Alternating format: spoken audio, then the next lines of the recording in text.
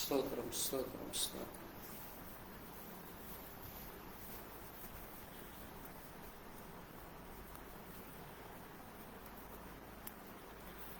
Praise the Lord. நம்முடைய ஆண்டவரும் அருமை இரட்சகரும் மீட்பருமான கர்த்தராகிய இயேசு கிறிஸ்துவின் இனிய நல் நாமத்திலே உங்களுக்கு மீண்டும் வாழ்த்துக்களை சொல்லுகிறேன்.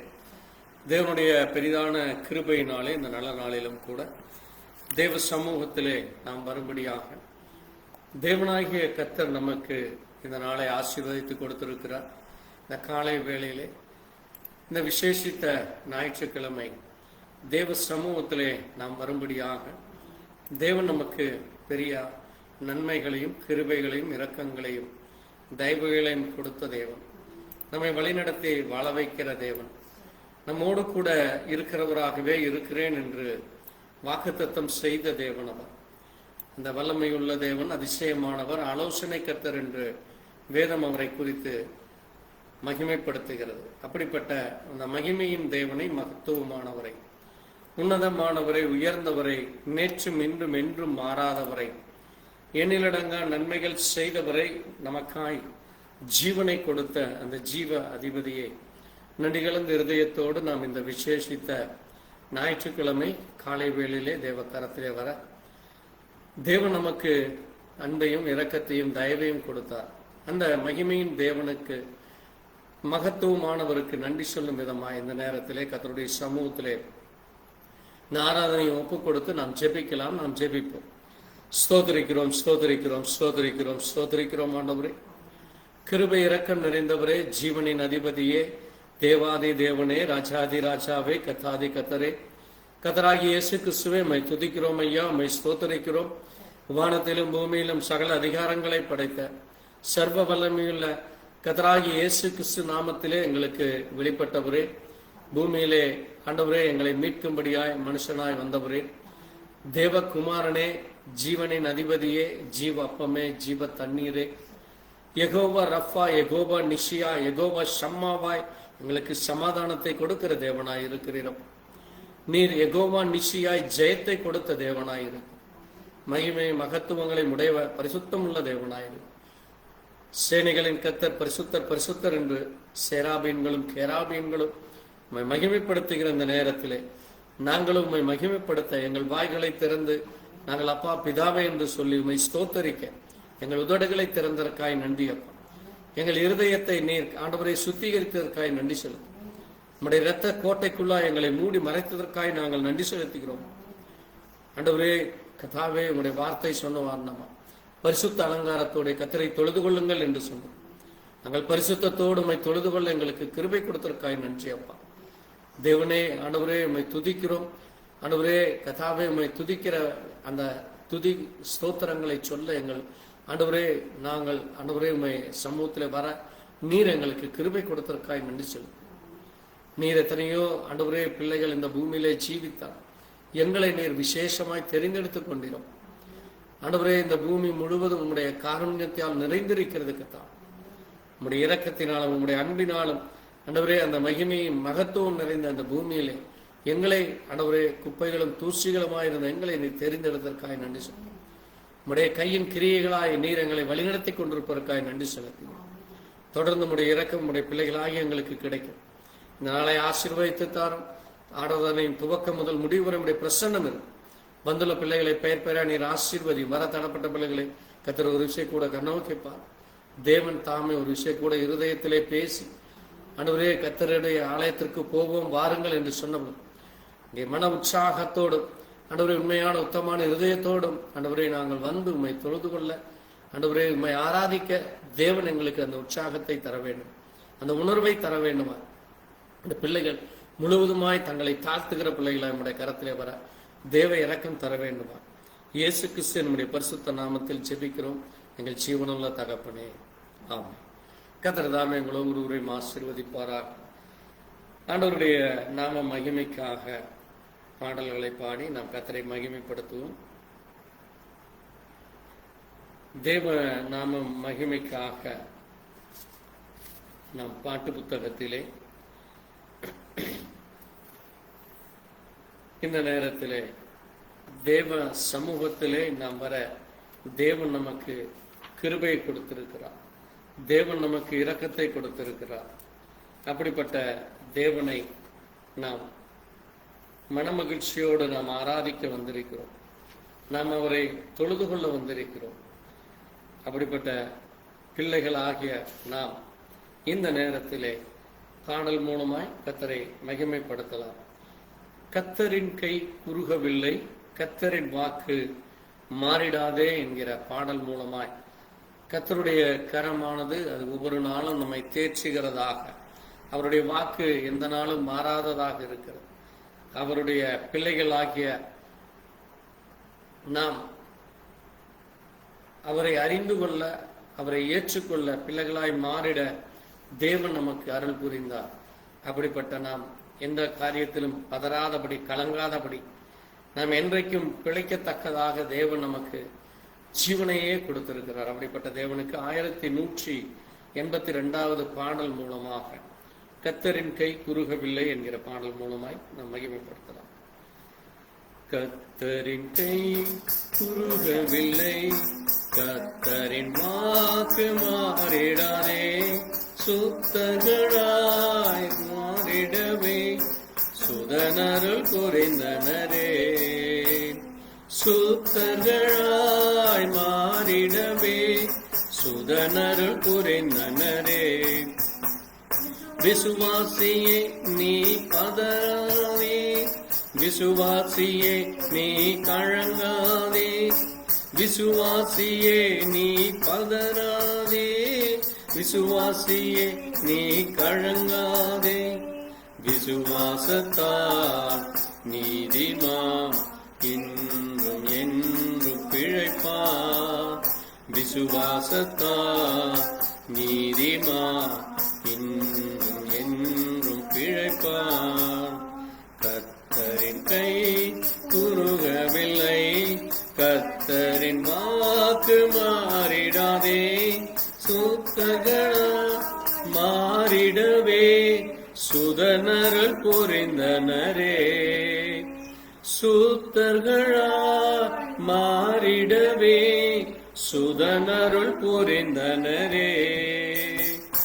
விசுவாசியே நீ கலங்காதே, விசுவாசியே நீ கலங்காதே, விசுவாசியே நீ கலங்காதே, விசுவாசியே நீ பதறாதே. விசுவாசத்தால் நீதிமான் இன்றும் என்றும் பிழைப்பான். திருச்சபையே கிரியை செய்வார், திவ்ய அன்பில் பெருகிடுவார். திருச்சபையே கிரியை செய்வார், திவ்ய அன்பில் பெருகிடுவாய். தலைமுறையார் தலைமுறையார் தலைத்திட அருள் புரிவார். தலைமுறையாய் தலைமுறையாய் தலைத்திட அருள் புரிவார். விசுவாசியே நீ பதறாதே, விசுவாசியே நீ கலங்காதே, விசுவாசியே நீ பதறாதே, விசுவாசியே நீ கலங்காதே. விசுவாச நீதிமான் இன்றும் என்றும் பிழைப்பான். விசுவாசத்தால் நீதிமான் இன்றும் என்றும் பிழைப்பான். கர்த்தரின் கை குறுகவில்லை, கர்த்தரின் வாக்கு மாறிடாதே, சுத்தங்களாய் மாறிடவே சுதனருள் புரிந்தனரே. சுத்தங்களாய் மாறிடவே சுதனருள் புரிந்தனரே. நெஞ்சமே நீ அஞ்சிடாதே, தஞ்சம் இயேசு உன்னரனே. தம் ஜனத்தை சீக்கிரமா தம்முடன் சேர்த்துக் கொள்வார். தம் ஜனத்தை சீக்கிரமாய் தம்முடன் சேர்த்துக் கொள்வார். விசுவாசியே நீ பதறாதே, விசுவாசியே நீ கலங்காதே, விசுவாசியே நீ பதறாதே, விசுவாசியே நீ கலங்காதே. விசுவாசத்தால் நீதிமான் இன்றும் என்றும் பிழைப்பான், விசுவாசத்தால் நீதிமான் என்றும் பிழைப்பான். மேகம் போன்ற வாக்குத்தத்தம் சூழ நின்று காத்திருக்க, மேகம் போன்ற வாக்குத்தத்தம் சூழ நின்று காத்திருக்க, விசுவாசத்தால் உரிமை கொள்வாய், விரைந்து நின்னுயிடுவாய். விசுவாசத்தால் உரிமை கொள்வாய், விரைந்து முன்னேறிடுவாய். விசுவாசியே நீ பதறாதே, விசுவாசியே நீ கலங்காதே, விசுவாசியே நீ பதறாதே, விசுவாசியே நீ கலங்காதே. விசுவாசத்தால் நீதிமான் இன்றும் என்றும் பிழைப்பான், விசுவாச நீதிமான் இன்றும் என்றும் பிழைப்பான். அல்லேலூயா, ஆமென். நாம் ஒவ்வொரு நாளும் விசுவாசத்தால் பிழைக்கும்படியா, விசுவாசிகள் ஒரு காலம் எந்த காரியத்தை குறித்தும் பதறாதபடி, கலங்காதபடி, சோர்ந்து போகாதபடி தேவனை சார்ந்திருக்கிற பொழுது தேவனே நமக்கு எல்லாம் ஆனவர். அப்படிப்பட்ட தேவனை நாம் எல்லாம் இயேசுவே, எனக்கு எல்லாம் இயேசுவே, தொல்லை மிகும் இவ்வுலகில் துணை இயேசுவே என்கிற ஒரு பழைய பாடல் நமக்கு அவர் ஆயனும் சகாயனும் நேயனும் உபாயனும் ஆயினவர். அப்படிப்பட்ட அந்த ஞான மணவாளன் நமக்காக இந்த பூமியிலே எத்தனை மிக தொல்லை இருந்தாலும், பாடுகள் இருந்தாலும் நமக்கு அவர் துணையாய் இருக்கிறவர், நமக்கு ஆறுதல் தருகிறவர். அவர் நமக்குடைய கஷ்டத்திலே, நம்முடைய நோய்களிலே, நாம் படுக்கையிலே இருந்தால் அவர் நமக்கு பலனை தருகிற தேவன். அப்படிப்பட்ட அந்த தேவன் நமக்கு ஜீவ அப்பமும் நமக்கு காவலும் ஆனவர், நம்முடைய மீட்பரும் நம்முடைய மத்தியஸ்தருமான தேவன் அவர். அப்படிப்பட்ட தேவனை மகிமைப்படுத்தும் விதமாய் 1218வது பாடல், எல்லாம் இயேசுவே, எனக்கு எல்லாம் இயேசுவே, தொல்லை மிகு இவ்வுலகில் எல்லாம் இயேசுவே, இயேசுவே துணை இயேசுவே என்கிற பாடலை பாடி மகிமைப்படுத்துவோம். எல்லாம் இயேசுவே, எனக்கெல்லாம் இயேசுவே, தொல்லை மிகும் எவ்வுலகில் துணை இயேசுவே, எல்லாம் இயேசுவே, எனக்கெல்லாம் இயேசுவே, தொல்லை மிகும் எவ்வுலகில் துணை இயேசுவே. ஆயனும் சகாயனும் நேயனும் உபாயனும், ஆயனும் சகாயனும் நேயனும் உபாயனும், நாயனும் எனக்கண்பார் ஞானமணவாளனும், நாயனும் எனக்கண்பார் ஞானமணவாளனும், எல்லாம் இயேசுவே, எனக்கெல்லாம் இயேசுவே, தொல்லை மிகும் இவ்வுலகில் துணை இயேசுவே. தந்தை தாயினம் ஜனம் ಬಂಧುಲು ಸಿನೆಗೆದ, ತಂದೆ ತಾಯಿನಂ ಜனம் ಬಂಧುಲು ಸಿನೆಗೆದ, ಸಂದೋಡೆ ಸಕಲಯೋ ಸಂಪೂರ್ಣ ವಾಕ್ಯಂ, ಸಂದೋಡೆ ಸಕಲಯೋ ಸಂಪೂರ್ಣ ವಾಕ್ಯಂ. எல்லாம் இயேசுவே, எல்லாம் இயேசுவே, தொல்லை நீ எவ்வுலகில் துணை இயேசுவே. கவலையில் ஆறுதல் கங்குலின் ஜோதியும், கவலையில் ஆறுதல் கஷ்ட நோய் படுக்கையில் கை கண்ட அமிழ்தமும் கஷ்ட நோய் படுக்கையில் கை கண்ட அமிழ்தமும் எல்லாம் இயேசுவே எனக்கெல்லாம் இயேசுவே துணை நீ எவ்வுளை துணை இயேசுவே போதக பிதாவுமென்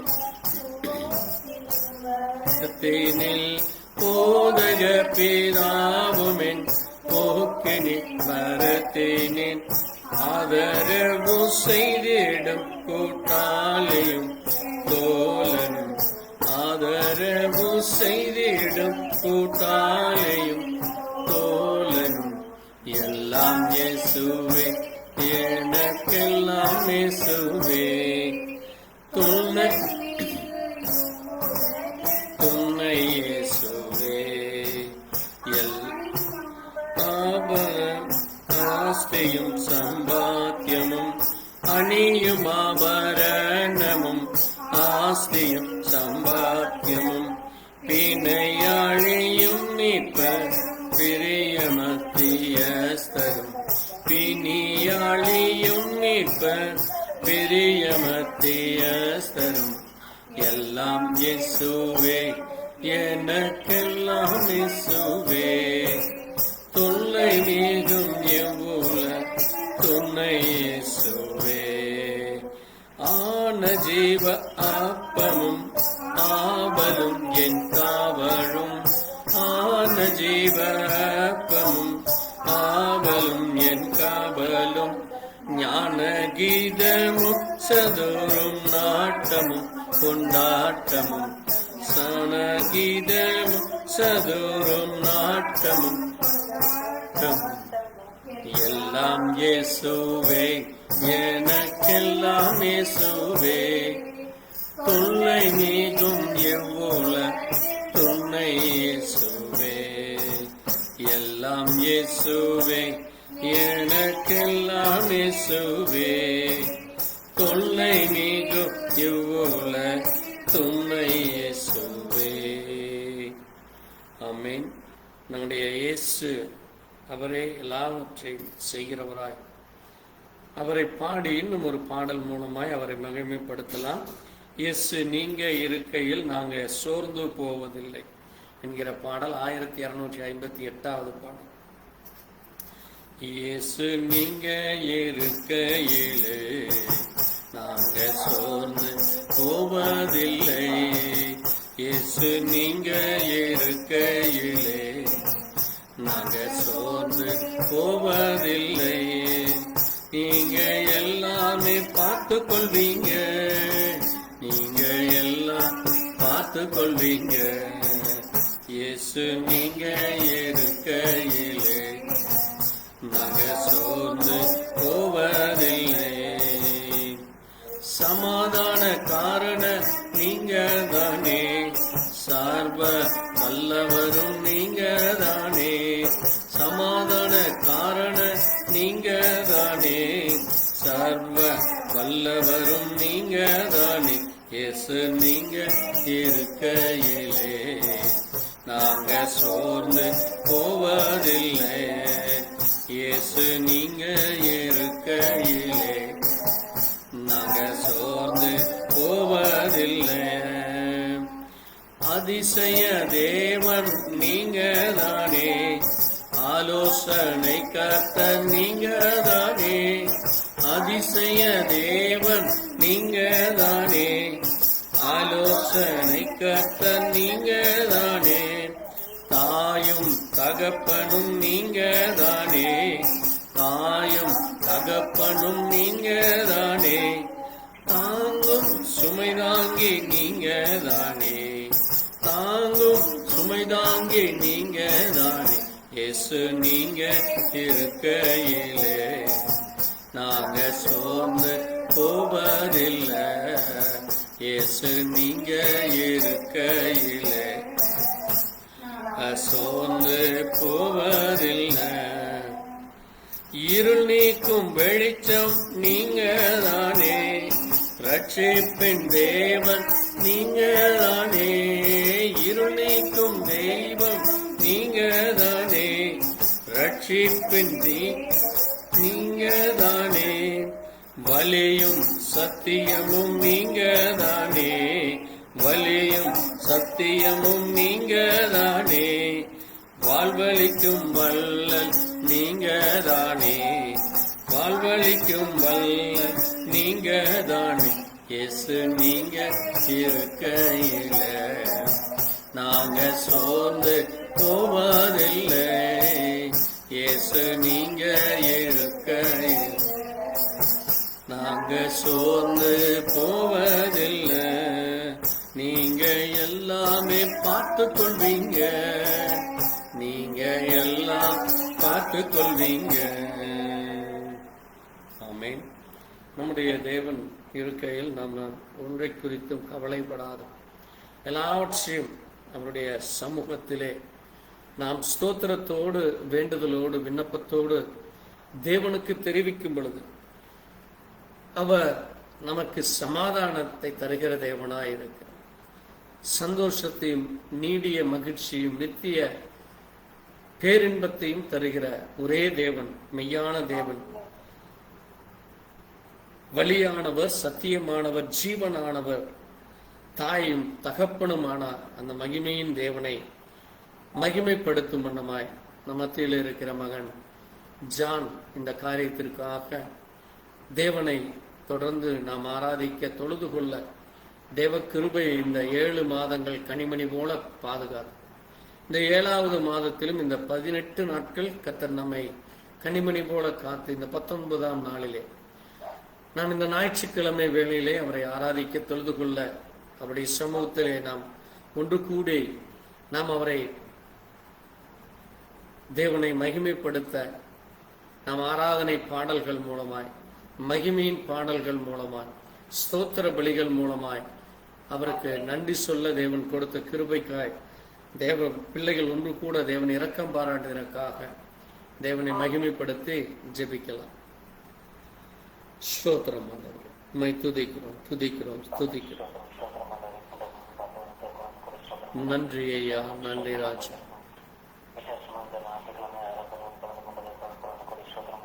ஆமென். இயேசுவே உமக்கு நன்றி.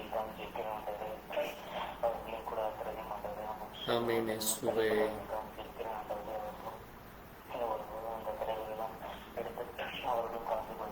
நன்றி ஐயா, நன்றி ராஜா, நன்றி அப்பா.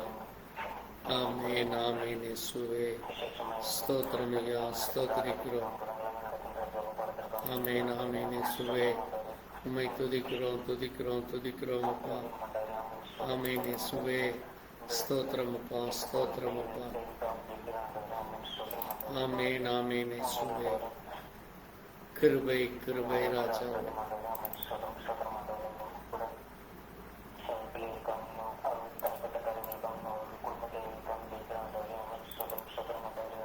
ஆமென் ஐயா, நன்றி ஐயா, நன்றி அப்பா.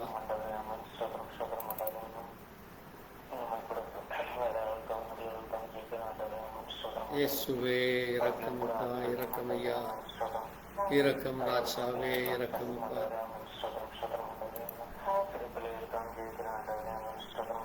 ஆமென். ஆமென் ராஜாவே கிருபை கிருபை கிருபை அப்பா.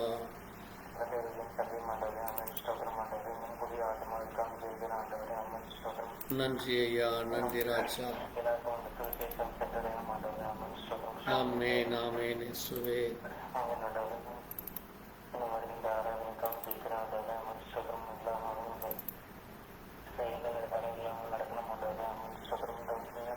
ஆமென். இயேசப்பா உமக்கு நன்றி அப்பா. ஆமென். ஆமென். இயேசுவே நன்றி. ஆமென். தேவன் நமக்கு இந்த நாளை ஆசீர்வதித்து கொடுத்தார். இந்த வேலையை கொடுத்ததற்காக நாம் நன்றி சொல்லி கர்த்தரை மகிமைப்படுத்தி நாம் ஸ்தோத்தரிப்போம். துதிக்கிறோம் துதிக்கிறோம் அப்பா, உம்மை ஸ்தோத்தரிக்கிறோம் அப்பா. உம்முடைய அன்பிற்காய் நன்றி, உம்முடைய கிருபைக்காய் நன்றி, உம்முடைய இரக்கத்திற்காய், நீர் பாராட்டின தயவுக்காய் நன்றி சொல்லு. இவட்டும் எங்களோடு கூட வழிநடத்தின தேவன், மகிமையின் தேவனை உம்மை மகிமைப்படும், உம்மை ஆராதிக்கிறோம், உம்மை தொழுது கொள்கிறோம். உம்முடைய பரிசுத்த நாமத்தை நாங்கள் அப்பா பிதாவே என்று கூப்பிடுவோம். உம்முடைய சமாதானத்திற்காய் நன்றி. நீ சர்வ வல்லவராய் எங்கள் மத்தியில் இருப்பதற்காய் நன்றி சொல்லு. நீர் அதிசய தேவனாய் இருப்பதற்காய் நன்றி செலுத்துகிறோம். நீர் ஆலோசனை கர்த்தராய் இருப்பதற்காய் நன்றி செலுத்தும். நீர் எங்களுக்கு தாயும் தகப்பனுமாய் இருப்பதற்காய் நன்றி செலுத்தும். எங்களுடைய எல்லா பாவ இருளை நீக்கிறதற்காய் நன்றி. இருளில் இருக்கிற எங்களுக்கு நீர் வெளிச்சத்தை கொடுத்ததற்காய் நன்றி அப்பா. எங்களுக்கு ரட்சிப்பை தந்ததற்காய் நன்றி அப்பா. எங்களுக்கு நீர் தாமே வழிகாட்டியா இருக்கிறதற்காய் நன்றி அப்பா. நீரே சத்தியமுள்ள தேவனப்பா. இந்த பூமியிலே ஒரே ஒரு சத்தியம் மட்டுமே உள்ளது, அது நீராய் இருக்கிறீரப்பா. ஆண்டவரே, எங்களுக்கு வாழ்வளிக்கிற தேவன், எங்களுக்கு ஆண்டவரே உம்முடைய இரக்கத்தை கொடுக்கிற தேவன், ஆண்டவரே ஏழையாகி எங்களுக்கு எங்களுடைய எல்லா கஷ்டங்களை நீக்கின தேவனப்பா. ஆண்டவரே, எங்களை சிநேகிக்கிற தேவனப்பா. இந்த பூமியில எங்களுக்கு ஜீவனையே கொடுத்த தேவன் நீர் கர்த்தாவே. ஆண்டவரே, எத்தனையோ சோதனையான வேளையிலே நாங்கள் சோர்ந்து போகிற பொழுது, வேதனையோடு துன்பத்தோடு வருகிற பொழுது, ஆண்டவரே எல்லாவற்றிலும் இருந்து எங்களுடைய எல்லா மனபாரங்களையும் நீர் நீக்கி போட்டதற்காய் நன்றி அப்பா. உடைய கிருபை கொடுத்ததற்காய் நன்றி அப்பா. ஆண்டவரே, கடந்த காலங்களை எங்களிலிருந்து நீர் ஆண்டவரே எல்லா பாவ பழக்கத்தை நீர் ஆண்டவரே முற்றிலும் எடுத்து போட்டதற்காய் நன்றி அப்பா. நீர் எங்களை ஆண்டவரே எத்தனையோ நிந்தைகள் அவமானங்களிலிருந்து எங்களுக்கு சோதனைகள் வந்த பொழுதெல்லாம் நீர் எங்களுக்கு தப்பிக்க வழிகாட்டினீரே நன்றி அப்பா. எங்களுக்கு ஆண்டவரே எத்தனையோ துன்பங்கள் வந்தால், அந்த துன்பங்கள் 1000 வந்தாலும் நாங்கள் அஞ்சாதபடி கலங்காதபடி என் தேவன் எனக்கு அரணும் கோட்டையுமானவர். அவர் என்னை எல்லா போராட்டங்களிலிருந்து விடுதலை கொடுக்கிற தேவனவர். என் முகத்தை தேடுங்கள் என்று சொன்னீரே கர்த்தாவே. நாங்கள் உமது முகத்தை தேடுகிற பொழுது உங்களுடைய அன்பு பெரியதா இருக்கிறது. ஆண்டவரே, அந்த சிலுவையை நோக்கி பார்க்கிற பொழுது எங்களுடைய எல்லா வேதனைகளும் எங்களுடைய வெட்கங்களும் எல்லாவற்றையும் நீர் மாற்றி போடுகிறீரா இருக்கிறீர்கள். எங்களுடைய தாய் தகப்பன் எங்களை கைவிட்டாலும், எங்களை விட்டு அவர்கள் மறைந்து போனாலும், நீ மறவாத தேவனாய், எங்களோடு கூட இருந்து எங்களை அரவணைக்கிற தேவனாய், எங்களை ஆட்சி தேர்ச்சுகிற தேவனாய் இருக்கிறீரப்பா. ஒரு கழுகு தன்னுடைய குஞ்சுகளை எப்படி காக்கிறதோ அதே போல நீர் எங்களை உங்களுடைய செட்டை நிலையிலே காக்கிற தேவனாய் இருக்கு. எங்களுக்கு விரோதமாய் எழுந்து வருகிற எல்லா அந்தகார கிரியைகளிலும் பொல்லாத மனுஷர்களிலும் நீர் ஆண்டவரே எங்களை பாதுகாக்கிற தேவனாய் இருக்கிறீரப்பா. ஆண்டவரே, எதிரிகள் எங்களை சூழ்ந்தாலும், நீர் ஆண்டவரே எங்களை அவர்கள் தொடர்ந்து வந்தாலும், நீர் எங்களுக்கு முன் சென்று ஆண்டவரே எங்களை நீர் பாதுகாக்கிற தேவனாய் இருக்கு. எங்களை பலப்படுத்துகிற தேவனாய் இருக்கிறீரப்பா. ஆண்டவரே, நாங்கள் ஒரு காலம் உண்மை மறவாதபடி, ஆண்டவரே ஒரு பொழுதும் ஆண்டவரே நாங்கள் ஆண்டவரே உண்மை நினையாதபடி, ஆண்டவரே ஒவ்வொரு நாளும் நாங்கள் நினைத்து நன்றி சொல்ல எங்களுக்கு இரக்கமா. தொடர்ந்து உடைய கரம் வழி நடத்தட்டும். நீரே மகிமைப்படும். உடைய இரக்கத்திற்காய் நன்றி சொல்லு, உடைய அன்பிற்காய் நன்றி சொல்லு, உடைய தயவுக்காய் நன்றி சொல்லு. நீரே மகிமையின் தேவன், மாறாதவராய் இருப்பதற்காய் நன்றி செலுத்து. நான் உன்னை விட்டு விலகுவதில்லை, நான் உன்னை என்றும் கைவிடுவதில்லை, நான் உன்னை விட்டு விலகுவதில்லை, நான் உன்னை என்றும் கைவிடுவதில்லை, நான் உன்னை காண்கின்ற தேவன், நான் உன்னை காண்கின்ற தேவன், கண்மணி போல் உன்னை காப்பே, கண்மணி போல் உன்னை காப்பே, நான் உன்னை விட்டு விலகுவதில்லை, நான் உன்னை என் கைவிடுவதில்லை. பயப்படாதே நீ மனமே, நான் காத்திடுவேன் உன்னை தினமே. பயப்படாதே நீ மனமே, நான் காத்திடுவேன் உன்னை தினமே. அன்பு செய்திடுவேன், அதிபுதங்கள் நான் செய்திடு, உன்னை அதிசயமா நான் காத்திடு, அதிசயமாய் நான் ஆமாண்டவரே, எங்களை ஒவ்வொரு நாளும் அதிசயமாய் காக்கிற தேவன், எங்களை வழிநடத்துகிற தேவன், எங்களை பலப்படுத்துகிற தேவனப்பா. உமக்கு நன்றி செலுத்துகிறோம். எங்களை இம்மட்டும் ஆசீர்வதித்திருக்காய் நன்றி ஆண்டவரே. உமக்கே துதியும் கனத்தையும் மகிமையும் செலுத்து ஆண்டவரே. எல்லா துதிக்கும் கனத்திற்கும் மகிமைக்கும் பாத்திரரே, உண்மை நாங்கள் துதிக்கிறோம், உண்மை ஸ்தோத்தரிக்கிறோம் அப்பா. ஆண்டவரே, உம்முடைய அன்பு கிருபை இரக்கம் தயவு எங்களுக்கு கிடைத்திருக்காய். நீர் எங்களை பலப்படுத்திருக்காய் நன்றி. எங்களுடைய பலவீனத்தை எடுத்து போட்டதற்காய் நன்றி ஆண்டவரே. உமக்கு நன்றி செலுத்துகிறோம் ஆண்டவரே. நீர் ஒருவராய் சாவாமை உள்ளவரும் சேரக்கூடாத வழியிலே வாசம் பண்ணுகிறவருமாய், மனுஷரில் ஒருவரும் கண்டிராத தேவன், மனுஷரும் ஒருவரும் காணக்கூடாத தேவனுமாய் இருக்கிறீர். எல்லா துதிக்கும் கனத்திற்கும் மகிமைக்கும் பாத்திரராய் இருக்கிறீர். உமக்கே ஆண்டவரே மகிமை உண்டாகட்டும். ஆண்டவரே உம்மை ஆராதிக்கிறோம், உம்மை தொழுது கொள்கிறோம். ஆண்டவரே உம்மை உம்முடைய பெலனினாலே நாங்கள் பெலனடைய கிருபை கொடு. உம்முடைய மகிமைக்காய் நன்றி செலுத்துகிறோம் அப்பா. உம்முடைய இரக்கம் தயவு கிருபைக்காய் நன்றி செலுத்தும். ஆண்டவரே உம்முடைய கிருபையிலும் இரக்கத்திலும் வளர கிருபை செய்வதற்காய் நன்றி. ராஜா உம்மாளிகையில் ராப்பகலாய் அமர்ந்திருப்பேன். ராஜா உம்மாளிகையில் ராப்பகலாய் அமர்ந்திருப்பேன். துதித்து மகிழ்ந்திருப்பேன். துயரம் மறைந்திருப்பேன். துதித்து மகிழ்ந்திருப்பேன். துயரம் மறந்திருப்பேன். ராஜா உம்மாளிகையில் ராப்பகலாய் அமர்ந்திருப்பேன்.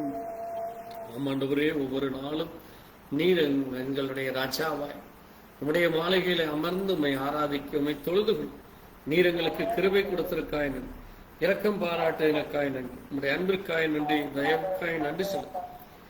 நீரே எல்லாம், நீரே எல்லாம், நீரே எல்லாம், நீரே எல்லாம் இயேசுவே. உயர்வோ தாழ்வோ, மரணமோ ஜீவனோ, உயர்வோ தாழ்வோ, மரணமோ ஜீவனோ, நீரே எல்லாம் இயேசுவே. நீரே எல்லாம் இயேசுவே. ஆராதிப்பேன், ஆராதிப்பேன், ஆராதிப்பேன், ஆராதிப்பேன் இயேசுவை. நீரே எல்லாம், நீரே எல்லாம், நீரே எல்லாம், நீரே எல்லாம் இயேசுவே. ஆண்டவரே, நேசிக்கிறவர் ஆண்டவரே, ஆண்டவரே நீர் எங்களுக்கு ஒரு நன்மை ஆண்டவரே கிடையாது. இந்த பூமியிலே நீரே நன்மைகளை தருகிற தேவன். எங்களுக்கு தீமை அணுகாதபடி எங்களை நீர் பாதுகாக்கிற தேவன். நமக்கு நன்றி செலுத்தி உன்னுடைய சமூகத்திலே தாழ்த்தி முழுவதுமாய் எங்களை ஒப்புக்கொண்டு நீரே ஆசீர்வதித்து வழிநடத்தி பலப்படுத்த எல்லா துதிக்கும் கனத்துக்கும் மகிமைக்கும் பாத்திரராகி உண்மை ஆராதிக்க தொழுது கொள்ள எங்களுக்கு கிருபை கொடுத்தது. நீரே மகிமைப்படும். நாம் ஒன்று மாத்திரம் மகிமை. எல்லா துதிகன மகிமையும் ஒருவருக்கே செலுத்தி ஆண்டவரும் இரட்சகரும் மீட்பருமான கர்த்தராகிய இயேசு கிறிஸ்துவின் நாமத்திலே ஆமென். நாம் எழுந்து நின்று தேவ நாம மகிமைக்காக நாம் சங்கீத புத்தகத்தை வாசித்து தொடர்ந்து இந்த நாளுக்குரிய செய்திக்குள்ளாய் நாம் கடந்து செல்லலாம். நாம் நின்ற வண்ணமாக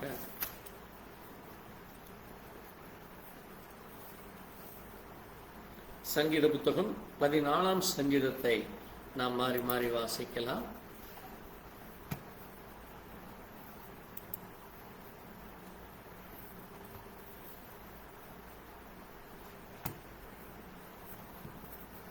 ஸ்தோத்திரம்.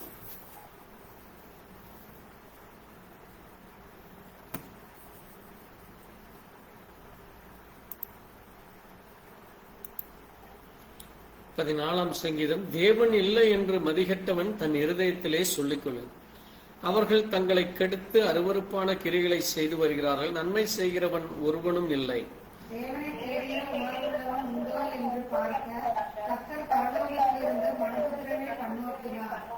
எல்லோரும் வழிவிலகி ஏகமாய் கெட்டுப் போகிறார். நன்மை செய்கிறவன் ஒருவனும் இல்லை, ஒருவனாகிலும் இல்லை.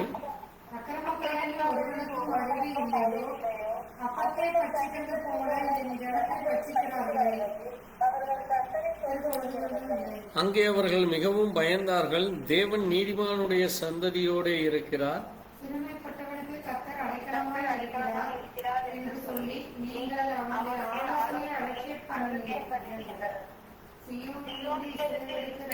தருவதாக கர்த்தர் தம்முடைய போது களிப்பும் இஸ்ரவேலுக்கு மகிழ்ச்சியும் உண்டாவதாக. ஆமென். ஸ்தோத்திரம். இந்த நேரத்திலே நாம் நின்ற வண்ணமாக மத்தேயு எழுதின சுவிசேஷகம் 24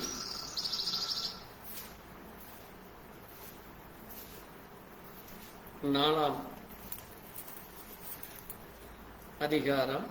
மத்தேயு 24 அதிகாரத்திலே நாம் நின்ற வண்ணமாக 24 அதிகாரம் வாசியங்கள் 34 வசனம் முதல் 44 வரை நாம் வாசிக்கலாம். இதெல்லாம் சம்பவிக்கும் முன்னே இந்த சந்ததி ஒளிந்து போகாது என்று மெய்யாகவே உங்களுக்கு சொல்கிறேன். வானமும் பூமியும் ஒளிந்து போம், என் வார்த்தைகளோ ஒளிந்து போவதில்லை. அந்த நாளையும் அந்த நாளிகையையும் என் பிதா ஒருவர் தவிர மற்ற ஒருவனும் அறியான். பரலோகத்தில் உள்ள தூதர்களும் அறியார்கள். நோவாவின் காலத்தில் எப்படி நடந்ததோ அப்படியே மனுஷகுமாரன் வரும் காலத்திலும் நடக்கும். எப்படியெனில் ஜலப்பிரளயத்துக்கு முன்னான காலத்திலே நோவா பேழைக்குள் பிரவேசிக்கும் நாள் வரைக்கும் ஜனங்கள் புசித்தும் குடித்தும் பெண் கொண்டும் பெண் கொடுத்தும் ஜலப்பிரளய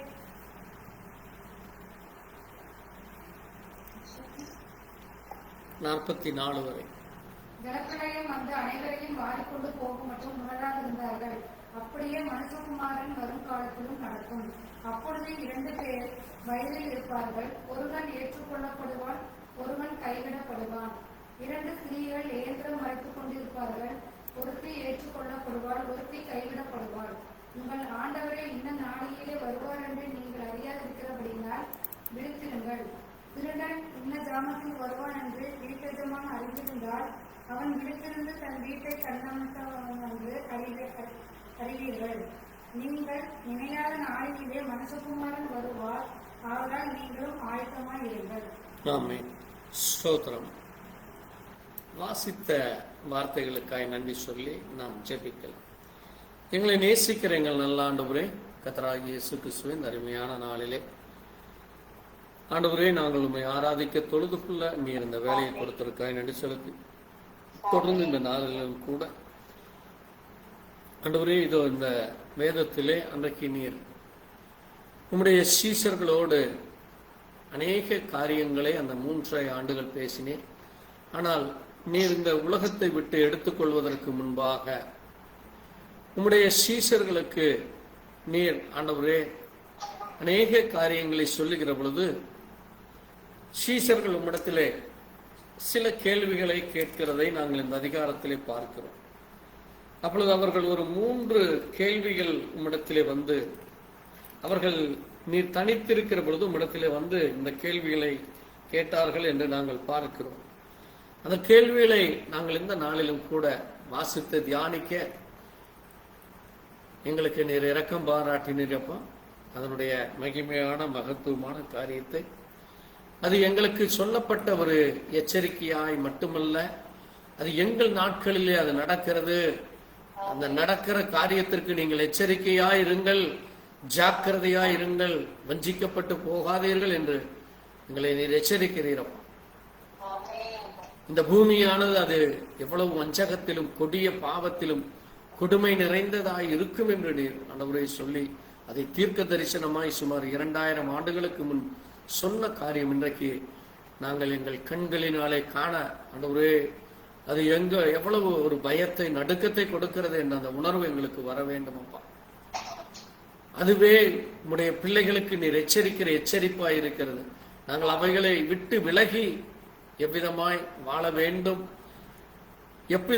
அப்படிப்பட்ட ஒரு வாழ்க்கை வாழ்கிறவனை நீர் எப்படி எடுத்துக்கொள்ளப் போகிறீர், அதை குறித்து கவலைப்படாதபடி, அதை குறித்து எச்சரிக்கை இல்லாதபடி ஒரு மதிகட்டவனை போல வாழ்கிற பொழுது அவனுடைய மரணம், அவனுடைய முடிவு, அவனுடைய எதிர்காலம் எப்படி இருக்கும் என்று நீர் சொல்லி இருக்கிறீரப்பா. ஆண்டவரே, அது எங்களுக்கு இதை வாசிக்கிற ஒவ்வொருவருக்கும் அது உரியதாய் இருக்கிறது. இதை வாசிக்கிறவர்களுக்கு மட்டுமல்ல, இதை கேட்கிறவர்களுக்கும், அது மட்டுமல்ல, இதை பற்றி அறியாமல் இருக்கிற எந்த ஒரு மனுஷனுக்கும் அந்த நியாய தீர்ப்பு என்று ஒன்று வரப்போகிறது கர்த்தாவே. ஆண்டவரே, அந்த நியாய தீர்ப்பு நாளிலே அது அந்த மனுஷனுக்கு ஐயோ என்று சொல்லப்பட்டிருக்கிறதப்பா.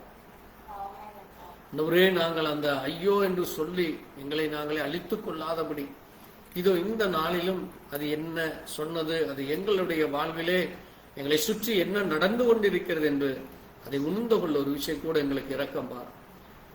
ஆண்டவரே, வாசிக்கிறவன் சிந்திக்க கடவன் என்று சொன்னீரே கர்த்தா. நாங்கள் சிந்திக்கிற இந்த நேரத்தில் உம்முடைய ஆவியானவர் தாமே எங்கள் ஒவ்வொருடைய இருதயத்திலும் அதை உணர்ந்து கொள்ள, புரிந்து கொள்ள, அறிந்து கொள்ள எங்கள் கண்களையும் எங்கள் செவிகளையும் எங்கள் இருதயத்தையும் திறந்தரல வேண்டுமா இயேசு கிறிஸ்துவினுடைய பரிசுத்த நாமத்திலே. ஆமாம், நீங்கள் உட்காரலாம். ஆண்டவராகிய இயேசு கிறிஸ்துவின் இனிய நல் நாமத்திலே உங்களுக்கு வாழ்த்தல் சொல்லுகிறேன். ஆண்டவர் இயேசு கிறிஸ்து தன்னுடைய ஜீவியத்திலே அவர் ஜெருசலேம் பட்டணம் வருகிறார். அங்கே அவருக்கு உடைய ஜீவியமானது முடிய போகிறது என்று அறிந்து அந்த தேவாலயத்திற்கு வருகிறார். தேவாலயத்தை எல்லாம் சுற்றி பார்த்த பிறகு அந்த ஆலயம் இது ஒன்றின் மேல் ஒன்று இல்லாதபடி இடிந்து போகும். அது மட்டுமல்ல, கடைசி நாட்களிலே என்னென்ன காரியம் நடக்கும் என்று அவர் இந்த மத்தேயு 24 அவர் சொல்லுகிறார். வேதத்திலே 4 சுவிசேஷ புத்தகங்கள் இருக்கிறது என்று நமக்கு தெரியும். இந்த 4 புத்தகங்களும் அங்கே வெளிப்பாட்டு புத்தகத்திலே சொல்லப்பட்டபடி அது 4 மிருகங்களுக்கோடு கூட நம்ம அதை ஒப்பிட்டு கூட அதை நம்ம பார்க்க முடியும். ஏனென்றால் அது ஒவ்வொன்றும் ஒவ்வொரு காரியத்திற்கு ஒரு அடையாளமாக இருக்கு. அதை குறித்து நம்ம தியானிச்சிருக்கிறோம். கர்த்தருக்கு சித்தமானால் மீண்டுமாக வெளிப்படுத்தின விசேஷத்திலே அநேக காரியங்கள் இருக்கிறது. மிக முக்கியமான சில காரியங்களை நம்ம வரும் நாட்களில் தியானிக்கலாம் என்று இருக்கிறேன். அதற்காக நீங்கள் ஜெபித்துக் கொள்ளுங்கள், ஆயத்தமாக இருங்கள். ஏனென்றால் ஆண்டவருடைய வருகை வெகு சீக்கிரம் நிறைவேறப் போகிற நாட்களிலே நாம் இருக்கிறோம். இந்த 2000 ஆண்டுகள் அவர் சொன்ன அநேக காரியங்கள் நிறைவேறி கொண்டு வருகிறதை நம்முடைய கண்ணெதிரிலே பார்க்க முடியும். அதிலே மிக முக்கியமாக அவர் குறிப்பிட்ட 2 மனிதர்களுடைய அவர்கள் வாழ்ந்த காலத்திலே நடந்த மிக முக்கியமான காரியம் இது. அதிலே முதல் மனிதர் இங்கே நம்ம வாசித்த நோவா. இன்றைக்கு நம்முடைய செய்தியின் தலைப்பானது கூட நோவாவினுடைய வாழ்க்கையிலே நடந்த காரியங்கள், த லைஃப் ஆஃப் நோவா என்று.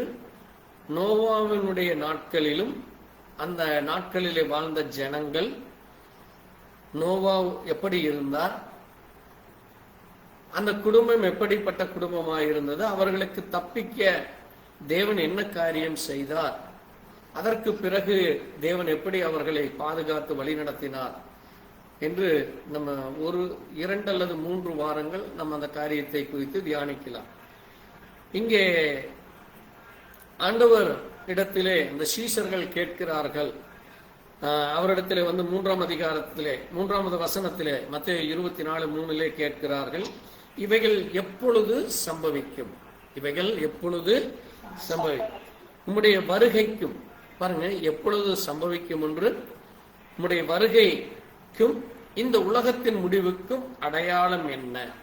ஒரு அடையாளத்தை கேட்கிறார்கள். அந்த அடையாளத்தை கேட்கிற பொழுது அவர் அங்கே முதல் காரியம் சம்பவிக்கிற காரியத்திலே அவர் சொல்லுகிற பொழுது மிக முக்கியமாக குறிப்பிட்டவர் சொல்லுகிறது என்னவென்றால், ஒருவனும் உங்களை வஞ்சியாதபடி எச்சரிக்கையாயிருங்கள். நீங்க மிகவும் எச்சரிக்கையோடு இருக்க வேண்டியவர்களாக இருக்கிறீர்கள். ஏனென்றால் இந்த தேசமானது ஒரு அழிவை நோக்கி சென்று கொண்டிருக்கிறது.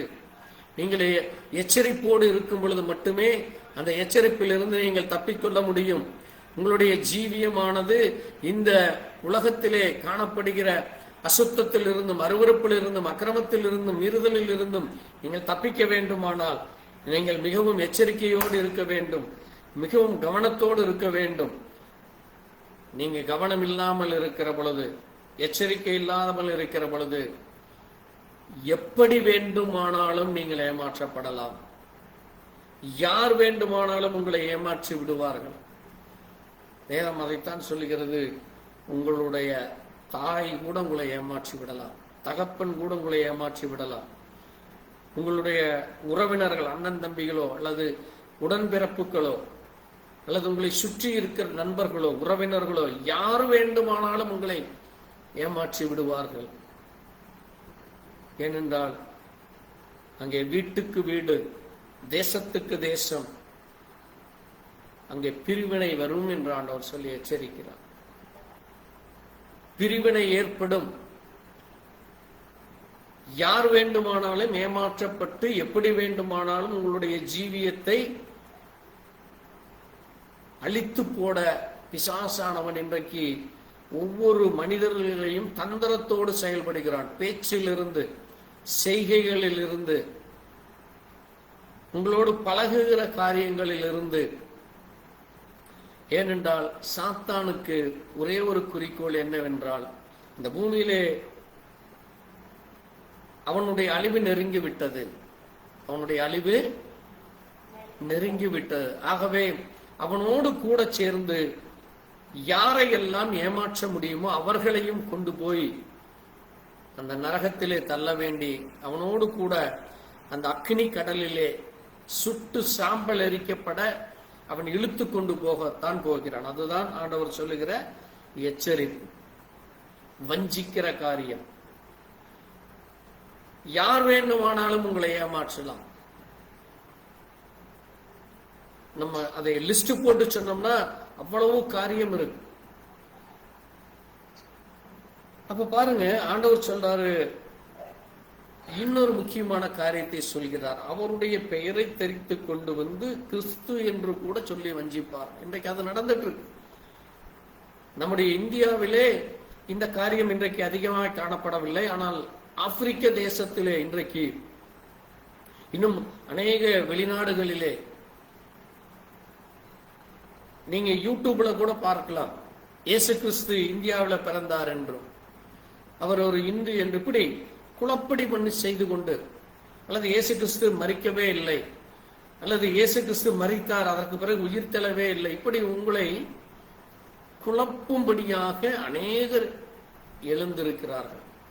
அநேகர் ஜனங்களை தவறான வழியிலே நடத்த. முதலாவது என்ன காரணம் என்றால், அவர்கள் வேதத்தை சரியாக வாசிக்கவில்லை. இன்னொன்று, கவனமாய் கேளுங்கள், மிக முக்கியமாய் இங்க இருக்கிற எல்லாருக்கும் நான் சொல்றேன், இதை கேட்கிற எல்லாருக்கும் சொல்றேன். நீங்க வேதத்தை வாசிக்கிற பொழுது அந்த வேதத்தை குறித்து தேவ சமூகத்திலே கவனத்தோடு இருந்து, ஆண்டவரே நீர் என்ன சொல்ல வருகிறீர், ஆண்டவரே நீர் என்ன அதை நான் புரிந்து கொள்ள எனக்கு முதலாவது தேவ ஞானத்தை தாரும். ஆண்டவரே நீர் அந்த உம்மிடத்தில் இருக்கிற ஞானத்தை எனக்கு தாரும். கர்த்தருக்கு சித்தமானால் நான் இதை முடிச்சுட்டு ஞானத்தை குறித்து பேச விரும்புகிறேன். எப்படிப்பட்ட ஞானம் நமக்கு வேண்டும் என்று. இந்த உலகத்திலே அநேக ஞானங்கள் இருக்கிறது, நாலேஜ், விஸ்டம் என்று சொல்லலாம். ஆனால் நமக்கு தேவன் கொடுக்கிற அந்த ஞானத்தினால் மட்டுமே இதை புரிந்து கொள்ள முடியும். கடந்த நாட்களில் நான் ஒரு பாஸ்டர்கிட்ட பேசுறப்ப, நான் ஒன்று ரெண்டு காரியத்தை பேசுறப்ப அவர் எப்படி மறுப்புறாருன்னு பாருங்க. அவர் என்ன சொல்றாருன்னா, ஆமா பாஸ்டர், நீங்க ஒரு வசனத்தை எடுத்து உங்ககிட்ட தேவன் ஒரு மாதிரி பேசுவாரு, அதே வசனம் எங்கிட்ட ஒரு மாதிரி பேசுவாரு, லட்சக்கணக்கான வெளிப்பாடுகள் வரும் அப்படிங்கிறார். அது ஒரு தவறான காரியம். அப்படி அல்ல. தேவன் என்றால் தேவன் எல்லாருக்கும் ஒரே மாதிரி தான் தன்னை வெளிப்படுத்துவார். ஆளுக்கு தகுந்த மாதிரி, இடத்துக்கு தகுந்த மாதிரி, அல்லது காலத்துக்கு தகுந்த மாதிரி அவர் மாற்றி பேசுகிற தேவன் அல்ல. ஆமென். அது மனுஷ ஞானம், அப்படி அல்ல. ஏன்னா அந்த மாதிரி ஆளுகிட்ட நம்ம பேசுறது வேஸ்ட். அதுக்கு பிறகு நீங்க என்னதான் சத்தியத்தை சொன்னாலும் அவர்கள் அது வித்தியாசமான கோணத்துல தான் பார்ப்பாங்க. பாஸ்டர், அது உங்களுக்கு அது புரியுது பாஸ்டர், அது இல்ல, அது உங்களுக்கு சரியா இருக்கலாம், எனக்கு அது சரியா தோணல என்பார். அப்படித்தான் இவங்க பேசி மழுப்புவாங்க. அப்போ பாருங்க, இதுதான் என்னது, கிறிஸ்து எனக்கும் தெரியும், இயேசு எனக்கும் தெரியும் என்று சொல்லி தங்களை அங்கே ஏமாற்றிக் கொள்கிற ஜனங்கள். அது மட்டுமல்ல, யுத்தம். அடுத்தது என்ன சொல்றாரு, யுத்தம். பாருங்க, இப்போ நம்ம போன வாரம் நினைச்சோம் அமெரிக்கா ஈரானுக்கு உடன்பாடு ஏற்பட்டது, இனிமேல் போரே வராது என்று. ஆனால் நேற்று இரவு நடந்த காரியம், அங்கே 2 நாளாக அமெரிக்கா ஈரான் மேல குண்டு போட்டதுனால அவர்கள் கோபப்பட்டு அமெரிக்காவுடைய பிளைட்டை அடிச்சிட்டாங்க. அடிச்சதுல அமெரிக்கா 2 ராணுவ வீரர்கள் மரித்து விட்டார்கள். நேற்று நைட்டு நடந்தது. இன்னைக்கு அமெரிக்கா சொல்லி இருக்கிறாரு, நான் ஈரானை ஒன்றுமில்லாமல் செய்து விடுவேன், ஈரானை செஞ்சிருவாங்கிறார். அது நடக்கிற காரியமே அல்ல. ஏன்னா ஈரான் கிட்ட அமெரிக்கா அளவுக்கு அவங்ககிட்டையும் பவர் இருக்கு, அவங்ககிட்ட எல்லா விதமான வெப்பன்ஸ் வச்சிருக்கிறாங்க, ஆயுதங்கள் இருக்கிறது. அப்ப என்ன ஆகுது, இது உலக போர், மிகப்பெரிய கடின போர் வரப்போகிறது. அப்படி வரும் சூழ்நிலை ஏற்படுகிற பொழுது என்ன நடக்கும், பெட்ரோல் இல்லாம போயிடும், நீங்க வண்டி ஓட்டவே முடியாது, கம்யூனிகேஷன் போயிடும். அவங்க திடீர்னு அவங்க வீசுற குண்டு கடலுக்கடியில விழுந்ததுன்னா, கடல்ல இருந்துதான் நமக்கு என்ன வருது, இன்டர்நெட் எல்லாம் வருது. இன்டர்நெட் எல்லாமே கடலுக்கடியில இருந்து தான் எல்லாம். ஒவ்வொரு நாட்டுக்கு இப்ப நீங்க இங்கிருந்து அமெரிக்கா பேசுறீங்க, இங்க இல்லாத உங்களுக்கு உங்களுடைய ஃபேஸ்புக்கோ வாட்ஸ்அப்போ அல்லது நம்ம இப்ப பார்த்துட்டு இருக்கிற யூடியூபோ, இது எல்லாமே இங்க கடலுக்கடியிலிருந்து வர்ற ஒயர் தான். சேட்டலைட் மூலமா கடலுக்கடியிலையும் அது வந்துட்டு இருக்கு. அப்ப அது என்ன ஆயிரும், உங்களுக்கு எதையுமே பார்க்க முடியாது, கம்யூனிகேஷனே டோட்டலா பிளாக் ஆயிரும். நீங்க இன்டர்நெட்ல பேமெண்ட் பண்றதோ அல்லது மொபைல் பேங்கிங்கோ, இப்படி எத்தனையோ காரியங்கள் இருக்குது, இது எல்லாமே என்ன ஆயிரும், டோட்டலா கொலாப்ஸ் ஆயிரும். அப்ப நீங்க இன்னொரு 50 வருஷத்துக்கு முன்னாடி நம்ம எப்படி ஒன்றுமே இல்லாமல் இருந்தோமோ, இந்த 25 வருஷமா தான் இந்த கம்யூனிகேஷன்ஸ் டெவலப் ஆயிட்டு இருக்கு. இது எல்லாமே ஒன்றும் இல்லாமல் போகிவிடும். பாருங்க, அப்போ நம்மை சுற்றி என்ன நடந்து கொண்டிருக்கிறது, தேவனுடைய வார்த்தை நிறைவேறி கொண்டிருக்கிறது. அப்ப நம்ம மிக எச்சரிக்கையோடு கவனத்தோடு இருக்க வேண்டும். அதனாலதான் ஆண்டவர் சொன்னாரு, ஜனத்துக்கு விரோதமாய் ஜனம், ராஜ்யத்துக்கு விரோதமாய் ராஜ்யமும், பஞ்சங்கள். இப்போ போன வாரமே தஞ்சாவூர், திருச்சி, மானாமதுரை, இங்க எங்கெங்கெல்லாம் விவசாயம் நடக்கிறதோ, விவசாயத்திற்கு தண்ணியே இல்லாமல் எல்லாம் வறண்டு கிடக்குதோ. இப்ப ஆடி 18ன்னு சொல்லுவாங்க. இப்போ நேற்று நீங்க நம்ம பக்கத்தில் இருக்கிற பவானி கூடுதுறையில தண்ணியே இல்லை. ஆடி மாசம் அங்க பாத்தீங்கன்னா நம்முடைய முழங்காலில் இருந்து கழுத்தளவுக்கு தண்ணி போகும். இப்ப அது என்னாச்சு, தண்ணியே இல்லை, அங்க வறண்டு போச்சு. இன்னொரு 1 மாதம் 2 மாதத்துல இதே மாதிரி மழையே இல்லாமல் போச்சுன்னா நம்ம வீட்டுக்கு தண்ணி வர்றக்கே 15 நாள் 1 மாசம் ஆயிரும். மாசத்துக்கு ஒருக்கா கூட தண்ணி வர்றதுக்கு வாய்ப்பு இல்லைங்கிற அளவுக்கு சூழ்நிலை என்ன ஆயிட்டு இருக்கு. பஞ்சங்கள், அரிசி விலை, காய்கறிகள் விலை எல்லாமே என்னாச்சு, 30% 40% எச்சாயாச்சு. இது எல்லாம் என்ன கிடையாளம், பஞ்சங்கள், கொள்ளை நோய்கள். மறுபடியும் இப்போ ஆந்திராவில் நீங்க போன வாரம் பார்த்தீங்கன்னா 4-5 பேர் இறந்துட்டாங்க கொரோனானால. மறுபடியும் கொரோனா. இப்படி வேதம் என்னென்ன காரியம் சொல்லு. பூமி அதிர்ச்சி இந்த ஒரு 2026 இந்த ஒரு 6 மாதத்துல மட்டும் சுமார் 10 நாடுகளுக்கு மேல பூமி அதிர்ச்சி ஏற்பட்டு அநேக இழப்புகள். இப்படி நாளுக்கு நாள் என்ன ஆகிக்கொண்டு வருகிறது, வேதனைகளும் பாடுகளும் உபத்திரவங்களும் அதிகரித்து கொண்டு வருகிறது. அது மட்டுமல்ல, ஆண்டவர் சொல்றாரு, உங்களை கொலை செய்வார்கள், உங்களை. தமிழ்நாடு தேவ கிருபையில நம்ம தப்பிச்சிட்டு இருக்கிறோம். நீங்க ஒண்ணும் வேண்டாம், நார்த்ல போய் பீகார், அஸ்ஸாம், ஒரிசா, சத்தீஸ்கர், ராஜஸ்தான் இந்த மாநிலங்கள்ல போய் நீங்க ஊழியமே செய்ய முடியாது. ஒரு காலத்துல ஒரு 15-20 ஆண்டுகளுக்கு முன்பாக மிக அழகாக மிக அற்புதமாக ஊழியம் செய்து ஆயிரக்கணக்கான சபைகளை கட்டி வைத்தாங்க, லட்சக்கணக்கானோர் மனம் திரும்பி இருந்தாங்க. ஆனால் இன்றைக்கு தினசரி 5 to 10 சபைகள் மூடப்படுகிறது. விசுவாசிகளை அடித்து துன்புறுத்தி சிறையில் பொய்யான கேசுகள் போட்டு இந்தியாவிலே மிக கடுமையான முறையிலே ஊழியமானது தடைப்பட்டிருக்கு. மிக கடுமையா இருக்கு. தடை என்பது கொஞ்ச நஞ்சமல்ல. ஏதோ நம்ம இன்றைக்கு இங்க உட்கார்ந்து பிரேயர் பண்றது தேவ கிருபை. தேவ கிருபை. இது இனி எத்தனை வருஷம் இப்படி நடக்கும்னு தெரியாது. அப்போ நம்ம தனித்தனியா வீட்டுக்குள்ள 4 பேர் உட்கார்ந்து பிரேயர் பண்றதே பெரிய கடினமா இருக்கும். அது நிச்சயம் நடக்குங்கிறார் ஆண்டவர். பாருங்க, அதுக்கு அடுத்த வசனம் பார்த்தீங்கன்னா, அநேகர் இடரல் அடைந்து, அநேகர் வாசிங்க, அந்த 10ஆம் வசனத்தை வாசிங்க. பாருங்க, ஒருவரை ஒருவர் காட்டி கொடுத்து ஒருவரை ஒருவர் பகைப்பார்கள். அப்ப இந்த காரியமும் இன்றைக்கு நம்மை சுற்றி நடந்து கொண்டிருக்கிறது. இந்த காரியம் எல்லாம் நோவாவின் நாட்களிலேயும் நடந்தது. தேவனை ஆராதிக்கிற ஜனங்களை துன்புறுத்தப்பட்டார்கள், பரியாசப்படுத்தப்பட்டார்கள், வேதனைக்கு உட்படுத்தினார்கள். அங்கே லோத்து நாட்கள்ல நடந்த அந்த நான் சொன்ன 2 மனிதர்கள் காலம், ஒன்று லோத்து நாட்கள், இன்னொன்று நோவாவின் நாட்கள். அப்ப இதெல்லாம் அன்றைய காலத்தில் நடந்தது. இன்றைக்கு அது நம்மை சுற்றி அதிகரித்துக் கொண்டு வருகிறது. கள்ளத்தீர்க்கதரிசிகள். அப்ப இது எல்லாமே என்னவா இருக்கிறது? நம்மை சுற்றி நடக்கிற மிக கொடிய காலமாக இருக்கிறது, கொடிமையான காலமாக இருக்கிறது. அதனாலதான் பாருங்க, அங்க நோவா நாட்களிலே நம்ம அங்கே வாசிக்கிற பொழுது, ஆதியாகமம் 6ஆம் அதிகாரத்திலே நீங்கள் வாசித்தீர்களானால் அங்கே பாருங்க, ஒரு முக்கியமான காரியத்தை குறித்து ஆண்டவர் பேசுகிறார். வாசிப்போம். 6ஆம் அதிகாரத்திலே 5ஆம் வசனத்தை வாசிங்க. மனுஷனுடைய அக்கிரமம் பூமியிலே பெருகினது என்றும் அவன் இருதயத்தின் நினைவுகளின் தோற்றம் எல்லாம் நித்தமும் பொல்லாததே என்றும் கர்த்தர் கண்டு. பாருங்க, கர்த்தர் இந்த பூமியை, மனுஷர்களை கவனிக்கிறார்.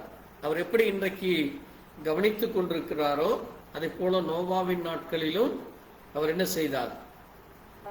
கவனிக்கிறார். அதைத்தான் 1ஆம் வசனத்துல வாசித்தீங்கன்னா, மனுஷர் பூமி மேல் பெருகினார்கள். இன்றைக்கு இந்த 50 ஆண்டுகளிலே அல்லது இந்த 75 ஆண்டுகள் என்று சொல்லலாம், குடியரசு நம்முடைய இது சுதந்திரம் கிடைக்கிறப்போ 1947. அப்ப இந்தியாவுடைய பாப்புலேஷன் எவ்வளவு ஞாபகம் இருக்கா யாருக்காவது? 30 கோடியிலிருந்து 35 கோடி பேர். எவ்வளவு? 35 கோடின்னு வைக்கலாம். இந்த 75 வருஷத்துல அது எத்தனை மடங்கு அதிகமாயிருக்கு? 4 மடங்கு அதிகமாயாச்சு. இன்னைக்கு எவ்வளவு? 140 கோடி. எவ்வளவு மடங்கு? 4 மடங்கு. 1 மடங்கு 2 மடங்கு இல்ல, 4 மடங்கு. அதான் என்னது? மனுஷர்கள் பூமியின் மேல் பெருக துவங்குறாங்க. அப்ப முதல் காரியமே நம்முடைய கண்ணெதிரிலே நம்ம பார்த்து விட்டோம். மனிதர்கள் இன்றைக்கு என்ன ஆயிட்டாங்க? பெருகிட்டாங்க. ஒரு காலத்துல நீங்க குடியிருக்கிற உங்க அப்பா அம்மாவை கேட்டீங்கன்னா சொல்லுவாங்க, நாங்க போறப்ப இந்த இடத்துல 4 வீடு கூட கிடையாது, நாங்க மட்டும்தான் இருப்போம். வீட்டுக்கு ஒரு பைக் இருக்கும், வீட்டுக்கு ஒரு கார் இருக்கிறது பெரிய காரியம், அல்லது 100 வீட்டுக்கு ஒரு பைக்கு கூட இருக்காது. ஆனா இன்றைக்கு ஒரு வீட்டுல 4 பைக்கு 4 கார் வச்சிருக்கிறாங்க. இன்றைக்கு எல்லாரிடத்திலும் எல்லா வீட்டிலேயும் பைக்கு காரும் இல்லாத வீடே இல்லை. அட்லீஸ்ட் மொஃபட்டாவது வச்சிருப்பாங்க. அப்ப என்ன ஆகிவிட்டது? இன்னைக்கு பணம் வசதி ஒரு சைடு இருந்தாலும் மனிதருடைய அறிவு பெருக்கத்தினாலே, அங்கே வேலை அதிகரிக்கிறதுனாலே, வருமானம் அதிகரிக்கிறதுனாலே இன்றைக்கு எல்லாரும் என்ன ஆயிட்டாங்க? பெருகி கொண்டு வருகிறார், பூமியில் நிரப்பிக் கொண்டிருக்கிறாங்க. அதனாலதான் பாருங்க, தேவகுமார மனுஷகுமாரத்திகளை அதிக சௌந்தரம் உள்ள என்று கண்ணி தங்களுக்குள்ளே பெண்களை தெரிந்து கொண்டார். தீர்க்கதரிசி சொல்லுகிற பொழுது இந்த தேவகுமாரர்கள் என்பது சேத்தினுடைய வம்சத்தை குறிக்கிறது. எந்த வம்சத்தை? சேத்துடைய வம்சம். இந்த மனுஷகுமாரத்திகள் என்று சொல்லுகிறது யார் என்றால், அவர்கள் காயின், சபிக்கப்பட்ட மனுஷன். காயின் யாரு? தேவனாலே சபிக்கப்பட்ட மனுஷன். அந்த சந்ததியிலே வருகிற ஆண்களும் பெண்களும் தான். அப்ப இவர்கள் இருவரும் அங்கே என்ன செய்கிறார்கள்? காதலித்தோ அல்லது ஆசை கொண்டோ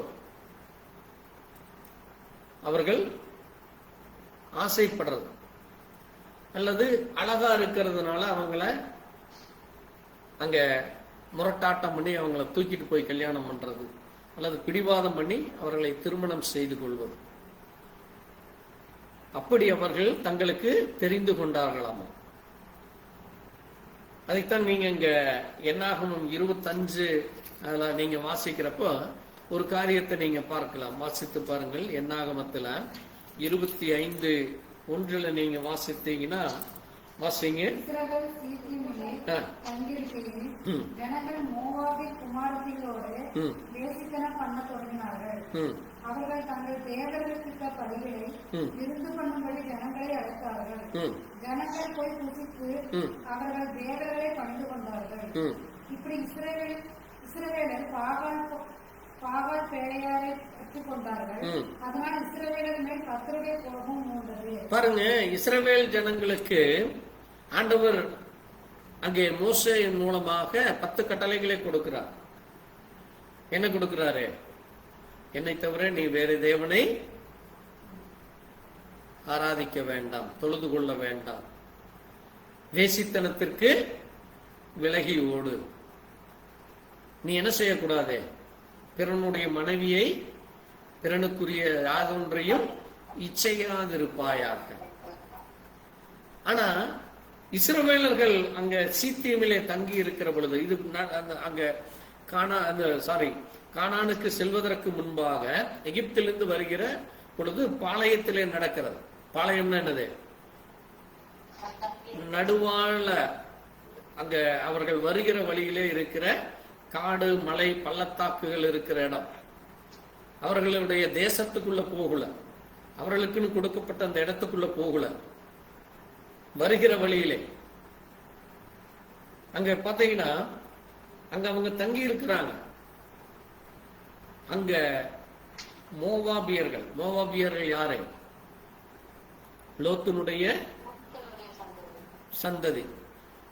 அது எப்படிப்பட்ட சந்ததி? சபிக்கப்பட்ட சந்ததி, அருவருப்பான சந்ததி. ஆனா அந்த பிள்ளைகளை, அந்த பெண்களை பார்க்கிறாங்க. அந்த அங்க இருக்கிற வயசு பிள்ளைகளை பார்க்கிற பொழுது இந்த இஸ்ரவேல் கோத்திரத்தில் இருக்கிற ஆண்கள், அங்க இருக்கிற வாலிபர்கள், திருமணமான வாலிபர்கள், திருமணம் ஆகாதவர்கள் அந்த பெண்களை பார்த்து ஆசைப்பட்டு அவர்களோட வேசித்தனம் செய்கிறார்கள். அங்கே திருமணமான பெண்கள் இருந்திருப்பார்கள், திருமணம் ஆகாத பெண்கள் இருந்திருப்பாங்க. அவங்கள மேல என்ன செய்கிறது? ஆசைப்பட்டு அவர்களோட வேசித்தனம் செய்கிறது. அது மட்டுமல்ல, அவர்கள் அங்க பலியிடுகிற காரியங்கள். ஆண்டவர் சொல்றாரு, நீங்க என்ன செய்யக்கூடாது? தேவனை தவிர, தேவனுக்கு தவிர நீங்க வேற எதற்கு பலியிடக்கூடாது? அந்நிய தேவனுக்கு நீங்க பலியிடுகிற காரியங்கள்ல நீங்க கலந்து கொள்ளக்கூடாது. விக்கிரக ஆராதனை. அது தேவனுடைய சமூகத்தில் அது என்னது? விக்கிரக ஆராதனை. அது ஒரு வேசித்தனம். தேவன் அருவருக்கிற காரியங்கள், தேவனுக்கு பிடிக்காத காரியங்கள், தேவனுக்கு எரிச்சல் ஊட்டுகிற காரியங்கள், தேவனை கோபப்படுத்துகிற காரியம் அது. ஆனா இவர்கள் என்ன செய்யறாங்க?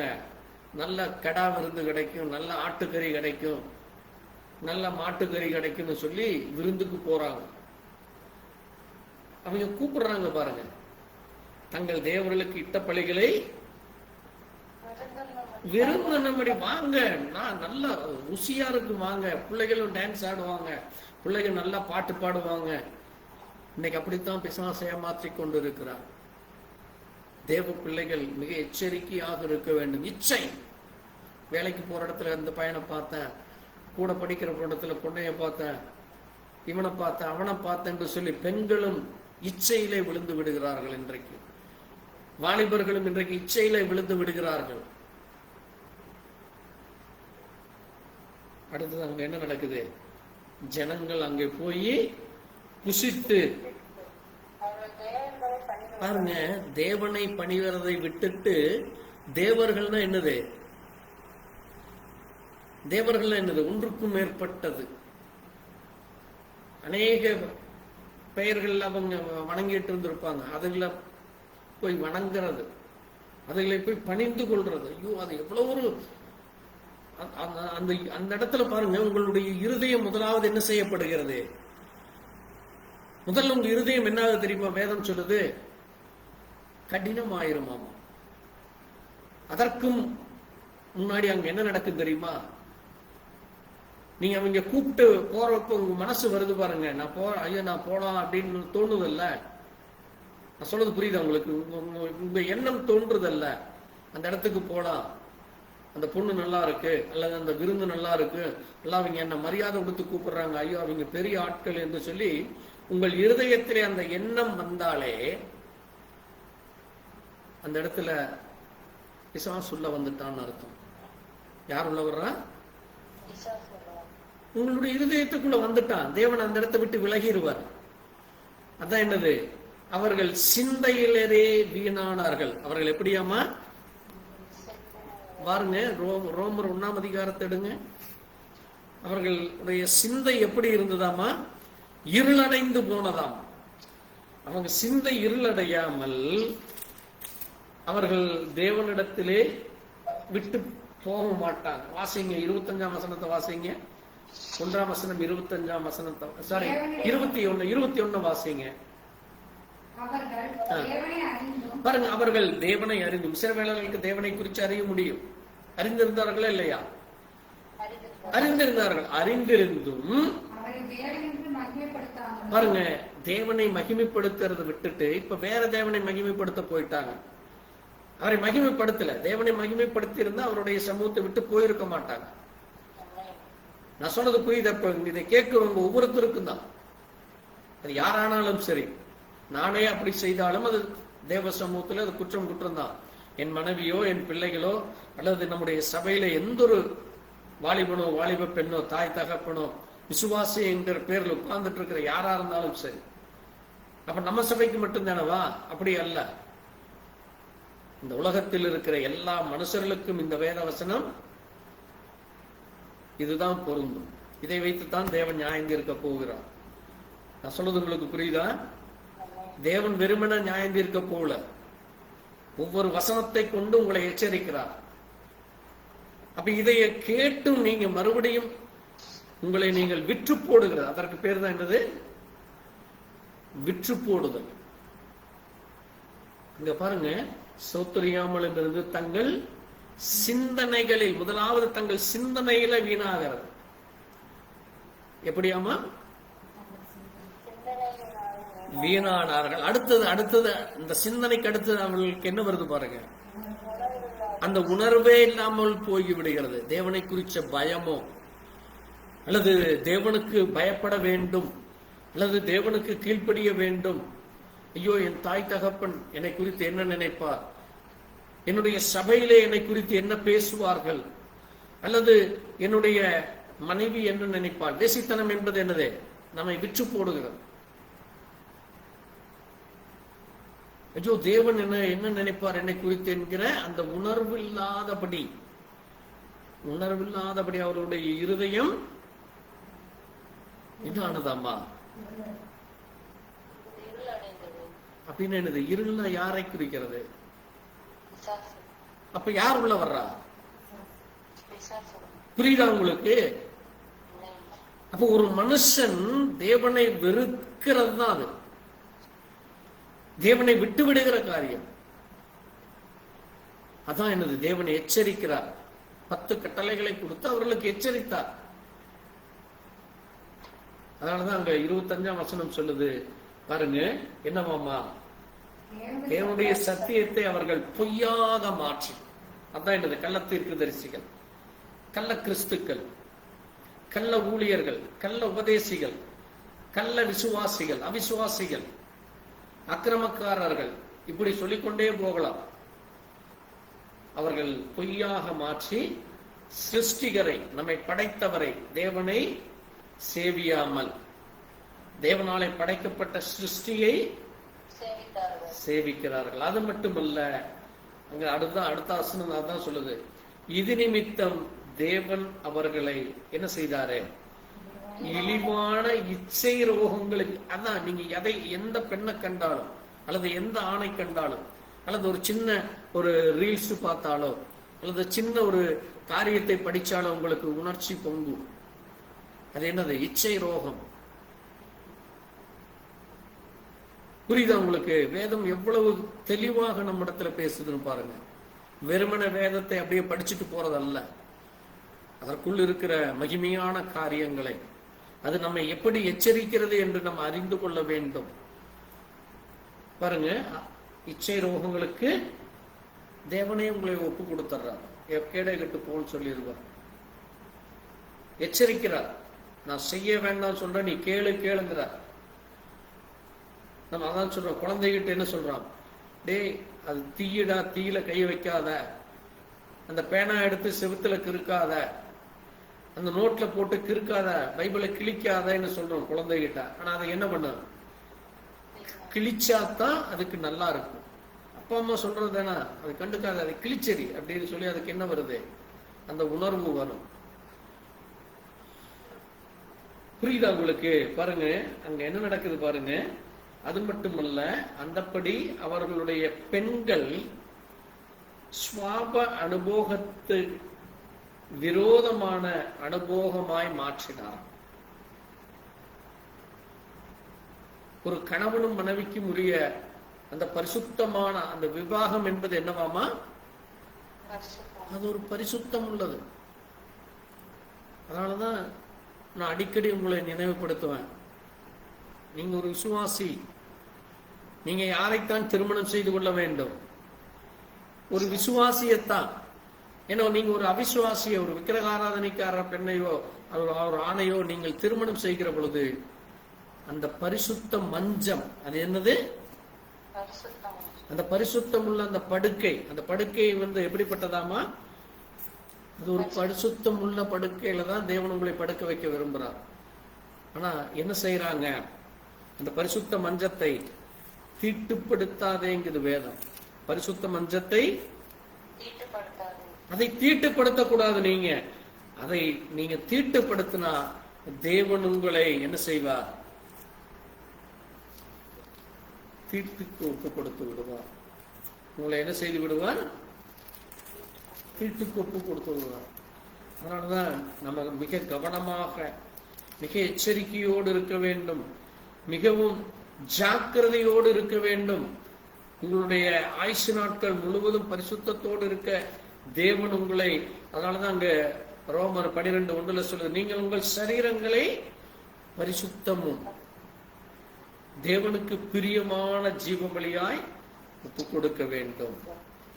அதான் நீங்கள் செய்ய வேண்டிய புத்தியுள்ள, அதுதான் புத்தியுள்ள ஆராதனை. அதுதான் தேவன் விரும்புகிற ஆராதனையாக இருக்கிறது. தேவன் கேட்கிற ஆராதனை அதுவாத்தான் இருக்கு. அதுதான் தேவன் உங்களிடத்திலே எதிர்பார்க்கிற காரியமாக இருக்கிறது.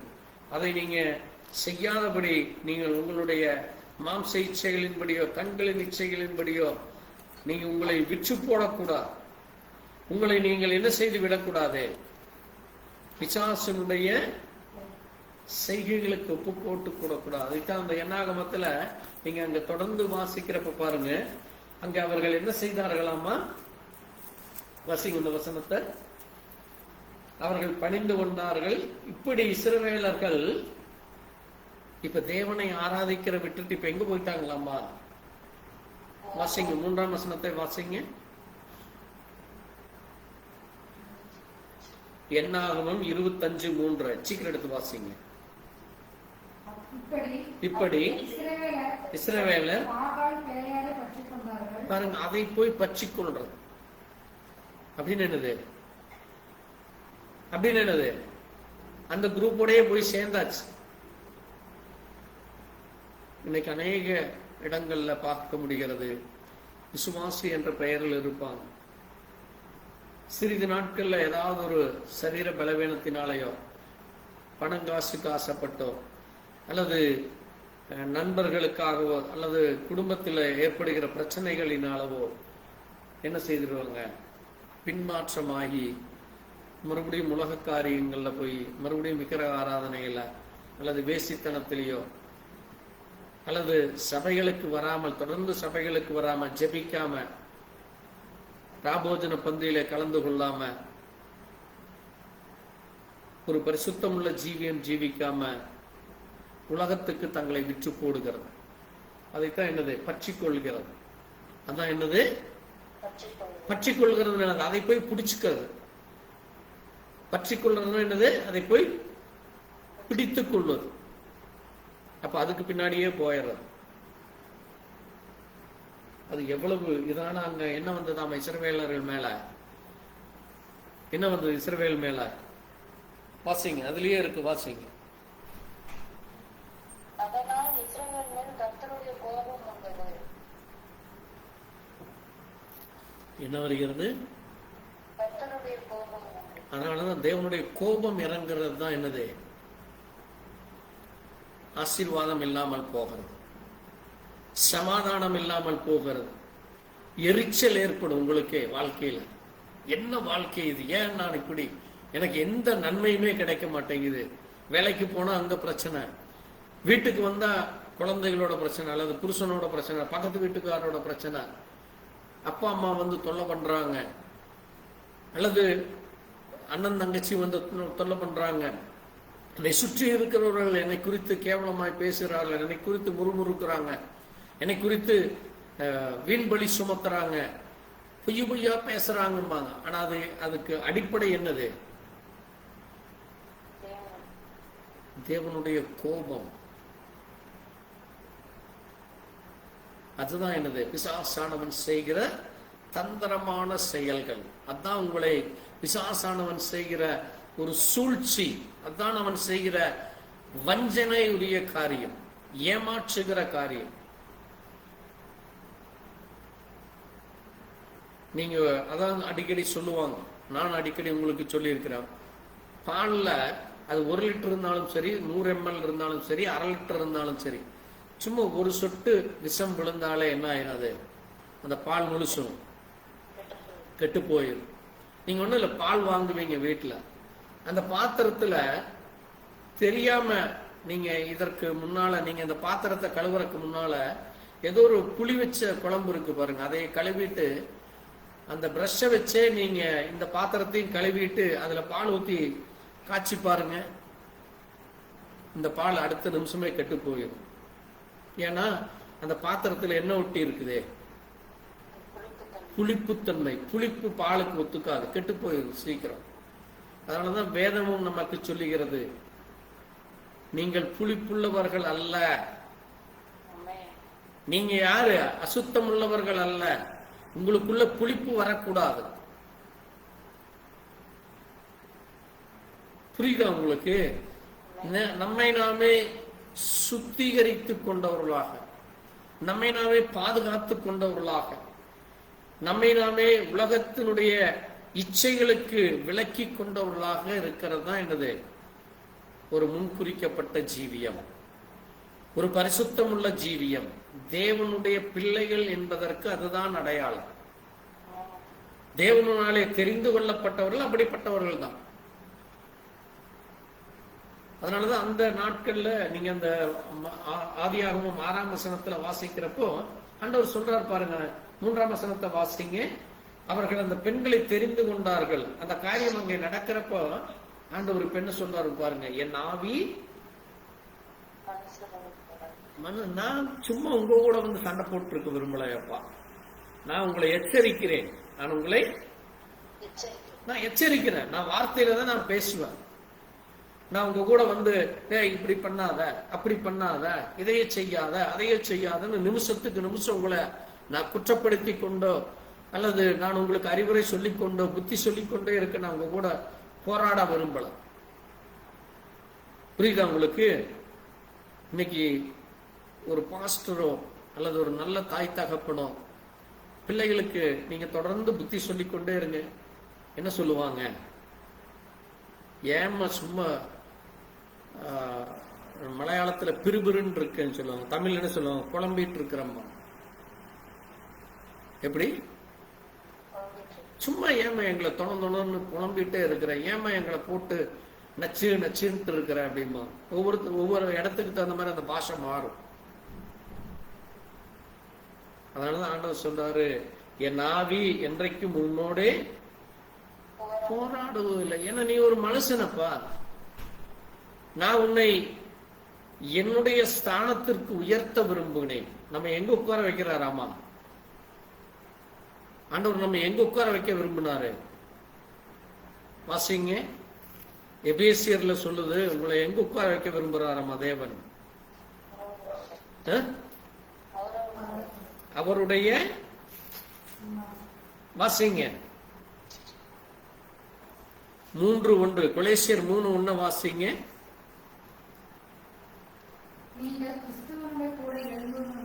பாருங்க, கிறிஸ்து மரிச்சது போல நம்ம பழைய வாழ்க்கைக்கு நீங்க மரிச்சது உண்டானால்,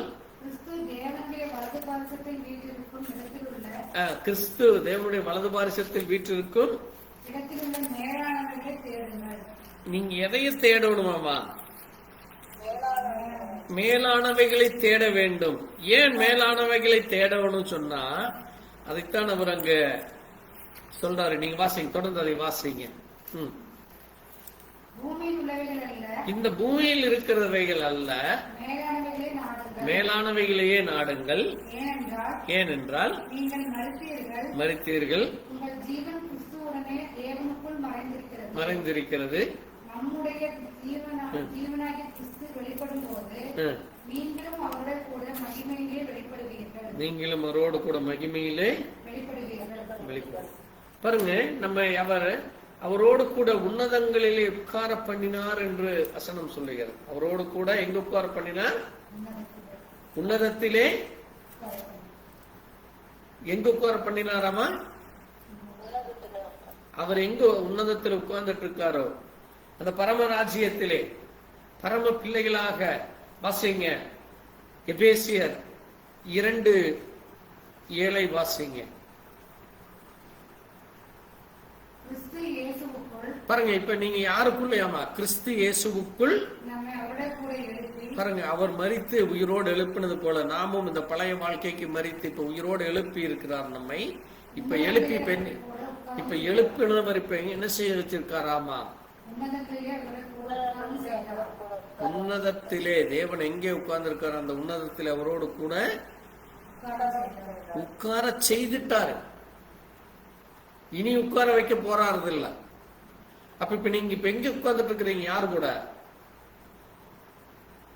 தேவனோடு கூட உட்கார்ந்துட்டு இருக்கிறீங்க. அப்ப தேவன் உங்களுடைய அசுத்தத்தை விரும்புவாரா? உங்கள் அருவருப்பை விரும்புவாரா? உங்களுடைய அக்கிரமத்தை விரும்புவாரா? பொல்லாத சிந்தனைகளை விரும்புவாரா? பொல்லாத யோசனைகளை விரும்புவாரா? பொல்லாத வழிகளை விரும்புவாரா? அப்ப நீங்க இப்ப யாருக்கு விரோதமாய் செய்கிறீங்க?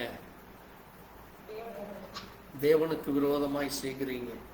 அதுதான் உணர்ச்சி, அதுதான் உணர்வு, அதுதான் தேவனுடைய பிள்ளைகள் என்கிற பயம். இப்ப ஒண்ணு இல்ல, இப்ப தமிழ்நாடு கவர்மெண்ட் எடுத்தீங்கன்னா ஒவ்வொரு மினிஸ்டரும் பதவி ஏற்கிறப்ப என்ன சொல்றாங்க?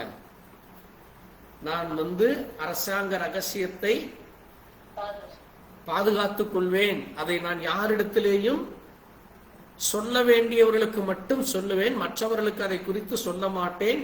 அது மட்டுமல்ல, அரசாங்கத்தில் இருந்து நான் ஒரு பைசா கூட எடுக்க மாட்டேன், அல்லது நான் லஞ்சமோ அல்லது திருடனுக்கோ மற்றவர்களுக்கோ நான் அரசாங்கத்துக்கு விரோதமான செயலை செய்ய மாட்டேன். இப்படியெல்லாம் அவங்க அங்க அதுக்கு பேர் ஓத் என்று சொல்வார்கள். என்னது?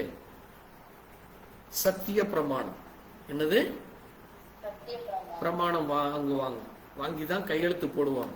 அது யாரா இருந்தாலும் சரி, பிரதமரா இருந்தாலும் சரி, ஜனாதிபதி ஆனாலும் சரி, நீதிபதி ஆனாலும் சரி, ஒரு அமைச்சரானாலும் சரி, எம்எல்ஏ ஆனாலும் சரி, கவுன்சிலருக்குமே அந்த பதவியேற்பு விழான்னு ஒண்ணு இருக்கு, உங்களுக்கு தெரியும்.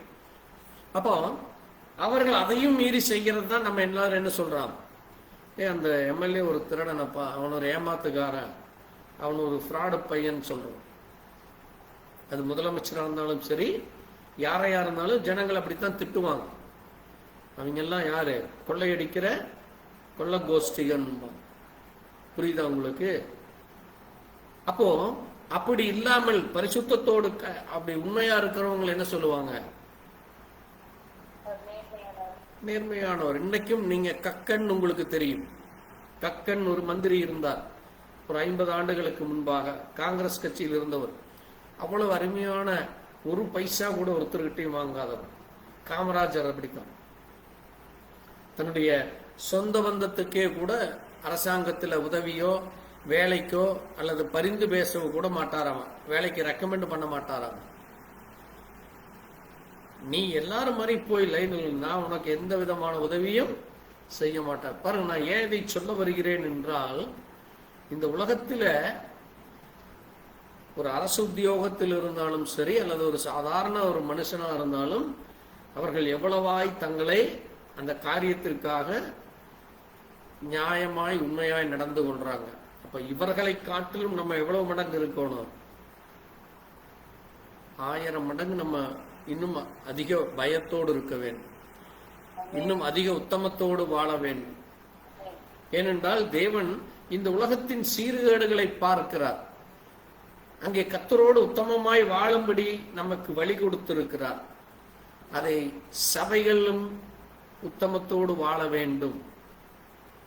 சபை பிள்ளைகள் எப்படி இருக்க வேண்டும்? உத்தம இருதயத்தோடு.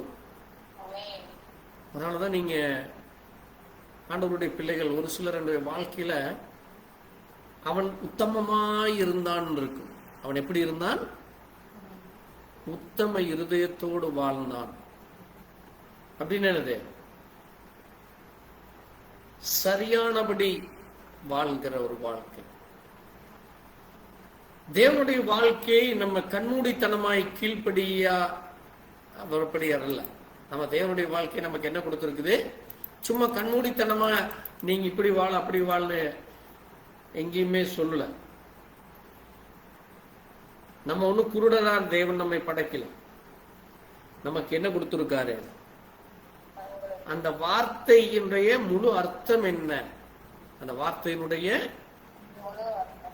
அர்த்தத்தை தேவன் உணர்ந்து கொடுக்கிற அந்த ஞானத்தை கொடுத்திருக்கிறார். இப்ப நீங்க ஒரு குடிகாரங்கிட்ட போய் ஏன் குடிக்கிறேன்னு சொன்னா அவன் 100 காரணம் சொல்லுவான். குடும்ப பிரச்சனை, இந்த பிரச்சனை, அந்த பிரச்சனை, பண கஷ்டம், வேலை இல்லை, அல்லது இது அதுன்னு 1000 காரணம் சொல்லுவான். ஆனா அதே குடிக்காதவங்க கிட்ட போய் ஏன் குடிக்கிறது இல்லைன்னா ஒரே ஒரு வார்த்தை என்ன சொல்லுவாங்க? ஒரே ஒரு வார்த்தை தான் சொல்லுவாங்க, அது எனக்கு விருப்பம் இல்லை, அது எனக்கு அதுல எனக்கு நாட்டமே இல்லை, எனக்கு அதுல விருப்பமே இல்லை, அதனால எனக்கு எந்த பிரயோஜனம் இல்லை. அப்படித்தானே? ஆனா இவன் 100 காரணம் சொல்லுவான். புரியுதா? அப்ப உங்களுக்கு அந்த பொய்யுக்கும் ஏமாற்றுவதற்கும் அல்லது தவறான நடக்கிறதுக்கும் இன்னைக்கு அநேக இடங்கள்ல ஏன் விபச்சாரம், வேசித்தனம், சிறு பிள்ளைகளை கற்பழித்து போடுறாங்க. பர்டிகுலரா பெண்களை பார்த்தா அன்றைக்கு அந்த குடியாரர்களுக்கு கஞ்சா போதை பழக்கம் பண்றவங்க ரொம்ப கொடூரமா நடந்துக்கிறாங்க. அவர்கள் தான் இது எல்லா தவறும் செய்கிறது. அப்ப குடிக்காதவன் பண்றது இல்லையானா அது வெரி ரேர் கேஸ். 100ல் 5 to 10% தான். அப்ப அந்த மனுஷனுடைய அதுதான் என்னது? கண்மூடித்தனமாய் நடந்து கொள்கிறது. அப்ப தேவனுடைய வார்த்தைக்கு நீங்க மிக கவனத்தோடு ஞானத்தோடு நடக்க தேவன் உங்களுக்கு ஞானத்தையும் புத்தியும் கொடுத்திருக்கிறார். பாருங்க, இப்போ நம்ம நோவாவை குறித்து தியானித்துக் கொண்டு வருகிறோம். இங்க ஆண்டவர் அந்த பூமியை பார்க்கிறாரு. 8ஆம் வசனத்துல வாசிங்க. ஆதியாகமம் 6:8 வாசிப்போம்.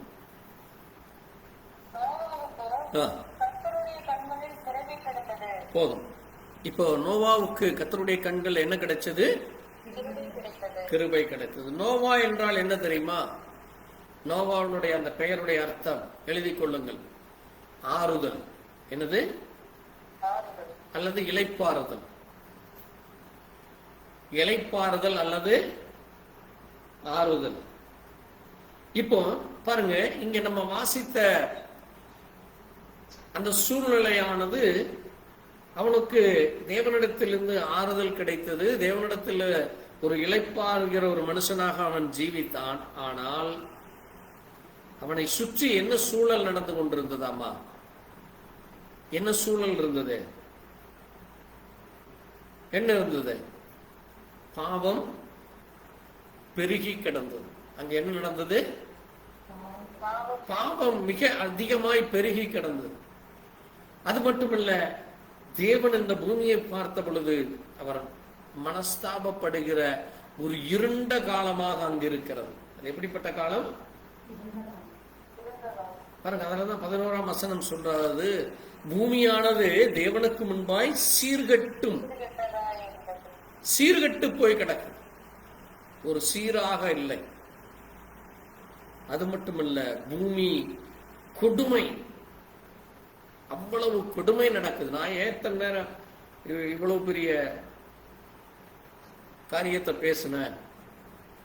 அவ்வளவு கொடுமை நோவாவின் நாட்களிலே அதிகமாக நிறைஞ்சு கிடந்ததாம். தேவன் இந்த பூமியை பார்த்தார், இதோ அது சீர்கட்டதாய் இருந்தது. மாம்சமான யாவரும், இங்க எப்படி சொல்றாரு, தங்கள் பூமியின் மேல் தங்கள் வழிகளை அப்படின்னு என்னது, எல்லா வழிகளிலேயும், வேலைக்கு போற இடத்துல, வீட்டுல, நண்பர்களிடத்துல, பழகிற இடத்துல, குடும்பத்துல, இப்படி எல்லா வழிகள். அதுதான் என்னது, ஒவ்வொரு இடத்துல ஒவ்வொரு வழி, ஒவ்வொரு இடத்துல நடந்து போய் செய்கிற காரியம். சின்ன குழந்தைகள் இருந்து வயதானவர்கள் வரை, குழந்தைகள், வாலிபர்கள், இளையோர், முதியோர், இப்படி எல்லாருடைய வாழ்க்கையும் எப்படி கொண்டிருந்தது? கெடுத்து கொண்டிருந்தார். நல்லது செய்கிறவன் ஒருவனும் கூட அங்க இல்லை. அதைத்தான் நம்ம இப்ப இந்த வாசித்த நீதிமொழிகள்ல அங்க வாசித்தோம். என்ன வாசித்தோம் ஞாபகம் இருக்கா உங்களுக்கு? வாசிங்க அந்த வசனத்தை. அங்க தேவன் இல்லை என்று சொல்லித்தான் அவர்கள் எதை வணங்க போனாங்க? தங்கள் இருதயத்திலே சொல்லிக் கொண்டுதான் அதை வணங்க போகிறாங்க. பாகால் பெயரை வணங்க. அது மட்டுமல்ல, அவர்கள் அருவருப்பான கிரியைகளை செய்து வருகிறார். நன்மை செய்கிறவன் ஒருவனும் இல்லை. தேவனை தேடுகிற உணவு உள்ளவங்க பார்க்கிற ஆண்டவர் பார்க்கிறாராமா. இப்ப அவங்க எல்லாம் எப்படி ஆயிட்டாங்களாமா? வழி விலகி. எங்க அப்ப நேர் வழியில நடப்பதை விட்டு அந்த வழியை விட்டு விலகி செல்றது. ஆண்டவர் சொல்றாரு, நானே வழி. ஆண்டவர் வழின்னு சொல்றாரு. அந்த வழியில் நடக்காம இவர்கள் அந்த வழிகளை விட்டு விலகி ஏகமாய் கெட்டு போனார். எப்படியாமா? ஏகமாய் கெட்டு, நன்மை செய்கிறவன் இல்லை, ஒருவனாகிலும் இல்லை என்று சொல்லப்பட்டிருக்கு. ஏனென்றால் அங்க அக்கிரமம், அறிவே இல்லைங்கிறார் ஆண்டவர். அங்க என்ன இல்லாம போச்சு? அறிவு, ஞானம், விஸ்டம். அதனாலதான் சொன்ன அந்த விஸ்டத்தை குறிச்சு நம்ம தியானிக்க போகிறோம். கர்த்தருக்கு சுத்தமான அதை குறிச்சு நம்ம தியானிக்கலாம். அது மட்டுமல்ல, எப்படி அப்பத்தை, போஜனத்தை புசிக்கிறாங்களோ அதை போல ஜனங்கள் பட்சிக்கப்படுகிறார்களாம், பிடுங்கி திங்கிறாங்களாம். ஒருத்தனுக்கு ஒருத்தர் பிடுங்கி திங்கிறது. அவர்கள் கர்த்தரை தொழுகிறதில்லை. கர்த்தரை தொழுகிறதில்லை. ஏன்னா ஒரு மனுஷன் தேவனை விட்டு வழி விலகி போகிறார் என்றால், தேவனை தொழுது கொள்ளாமல், தேவனுக்கு பயப்படாமல், தேவனை ஆராதிக்காமல், தேவனுக்கு கீழ்ப்படியாமல், அங்கே இருதயமும் சிந்தனைகளும் இருள் அடைங்கிற பொழுது அவனுடைய வழிகள் மிக கேவலமாக இருக்கும்.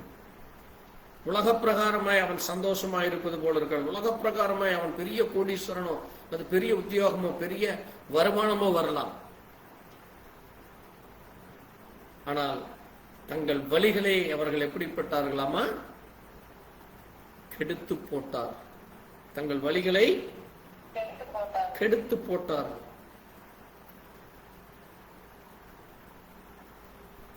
அது மிக முக்கியமான ஒரு காரியமாக இருக்குது. அதனாலதான் பாருங்க, அங்கே தேவனிடத்திலிருந்து நோவாவுக்கு என்ன கிடைத்தது? கிருபை. ஆமென். அதனாலதான் நம்ம பாட்டு பாடணும், கிருபையே தேவ கிருபையே, கிருபையே தேவ கிருபையே. பாருங்க, அந்த கிருபை நமக்கு ஒவ்வொரு நாளும் தேவன் தருகிறார். அதனால அந்த கிருபையை நீங்க போக்கடிக்க கூடாதுன்னு வேதம் சொல்லுது. அந்த கிருபையை போக்கடிக்காதேன்னு நோவா காலத்துல அங்க சொல்லப்பட்டிருக்குது, யோனா காலத்திலையும் சொல்லப்பட்டிருக்கு. ஜனங்கள் கிருபையை போக்கடித்தார்கள் என்று சொல்லப்பட்டிருக்கு. நம்ம மிகவும் எச்சரிக்கையோடு இருக்க வேண்டும். ஏன்னா நம்மை சுற்றி என்ன நடந்ததாமா? நோவா காலத்தில் எப்படி சீர்கெட்டு போனதோ, ஆனால் நம்முடைய காலத்திலும் அதே போல இன்றைக்கு என்ன கிட்டத்துக்கு நம்மை சுற்றி சீர்கெட்டு போய் கிடக்க பாருங்க. ஆனால் தேவனோடு கூட நோவா என்ன செய்தான்? வாசிங்க, 9ஆம் வசனத்தை வாசிங்க. நோவாவின் வம்ச வரலாறு. நோவா தன் காலத்தில் இருந்தவர்களுக்குள்ளே நீதிமானும் பாருங்க, அவன் நீதிமானா இருந்தான். ரைட்னஸ், அவன் செய்வது எல்லாமே சரியாக இருந்தது, தேவனுக்கு பிரியமா இருந்தது. தேவனோட கூட அவன் உண்மையா இருந்தான். தேவன் எதை செய்ய சொன்னார் அதை சரியாய் செய்தான். அதுதான் அது நீதிமான். தேவன் எப்படி பேச சொன்னார் அப்படி பேசினார். எதை விட்டு விடுனார் அதை விட்டு விட்டான். எதை செய்யக்கூடாதுன்னு சொன்னாரோ அவன் அதை செய்யல. அவன் மீறி நடக்கவில்லை. அவன் இந்த உலகத்துக்கு தன்னை விற்று போடல. அவன் வேசித்தனத்தினாலோ விபச்சாரத்தினாலோ பண ஆசையினாலோ அல்லது மற்றவரிடத்திலிருந்து வருகிற பெருமையினாலோ புகழினாலோ பணத்தினாலோ தன்னை விற்று போடலாம். இதெல்லாம் யாரும் செய்ய வேண்டியதா இருக்கு. யார் செய்யணும்? இதெல்லாம் நோவா தான் செய்யணுமா? வேற யார் செய்ய வேண்டி இருக்கு? தேவனை விசுவாசிக்கிற ஒவ்வொரு விசுவாசியும் செய்ய வேண்டும். அதான் என்னது? விசுவாசத்தால் நீதிமான். விசுவாசத்தோடு நீங்கள் அதை செய்கிற பொழுது நீங்கள் ஒரு நீதிமானாக மாற்றப்படுகிறீர்கள். காணாத காரியங்களை நம்புகிறது தான் என்னது? faith is unseen. அது மட்டுமல்ல, அவன் எப்படிப்பட்டவனா இருந்தானாமா? நீதிமானும் உத்தமமாய் நடக்க. அப்படி அந்த ரெண்டு காரியத்தில் அவன் சரியானபடி இருந்ததால் என்னது? முதலாவது என்னது? நீதிமான். அடுத்தது உத்தமன். உத்தமமாக இருக்கிறது.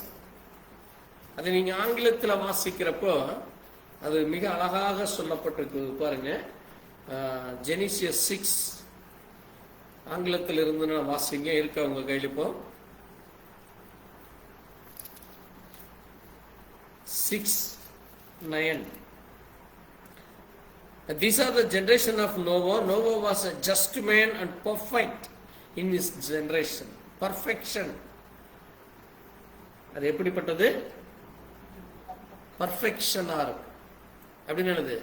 சரியாக பொருந்துதல். சரியாக தேவன் எப்படி வேண்டுமோ, எப்படி இப்ப நம்ம சொல்றோம்ல, ஒரு பாத்திரத்துக்கு மூடி எப்படி சரியா இருக்கணும். நீங்க ஒரு தண்ணி கேன் இருக்குன்னு வைங்களேன், அந்த அதனுடைய மூடி சரியா டைட்டா இல்லைன்னா என்ன ஆயிரும்? தண்ணி லீக் ஆயிரும்.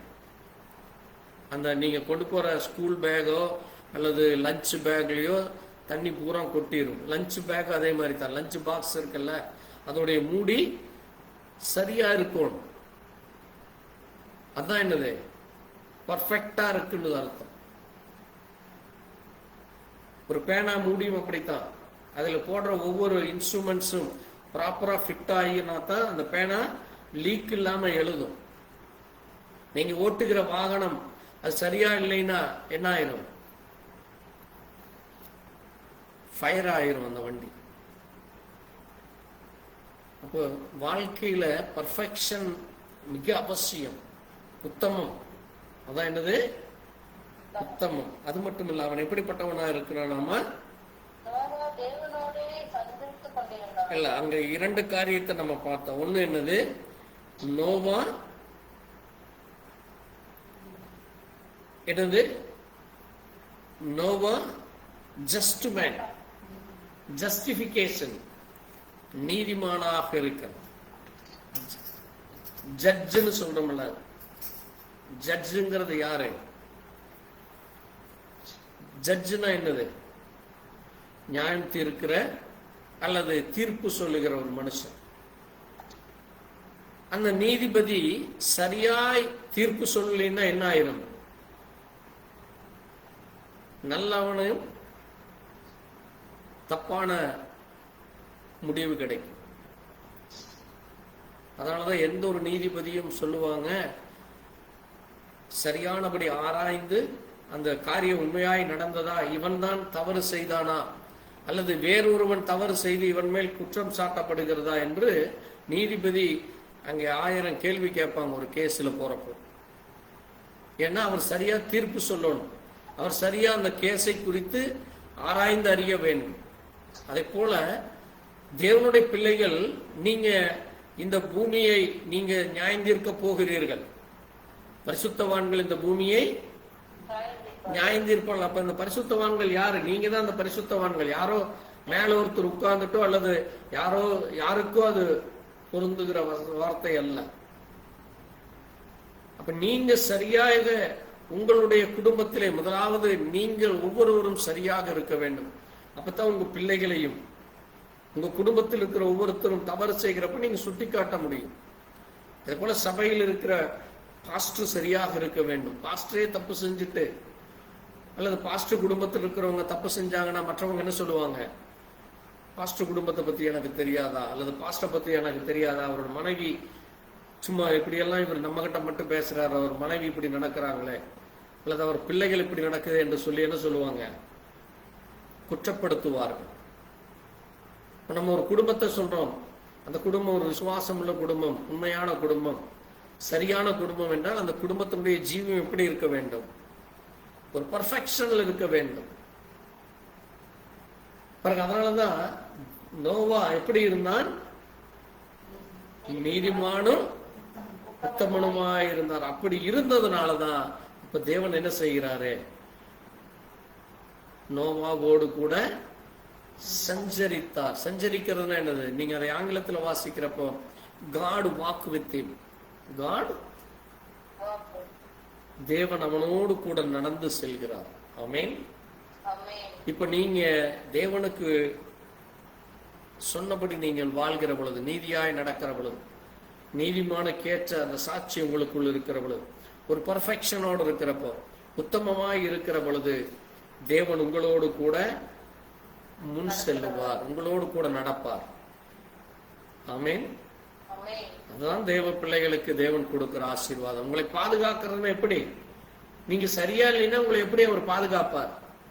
அதுதான் சொன்ன, ஒரு கேன் அந்த மூடி சரியில்லைன்னா எப்படி தண்ணி நிக்குமா? உள்ள நிக்காது, அது லீக் ஆகி போயிடும்.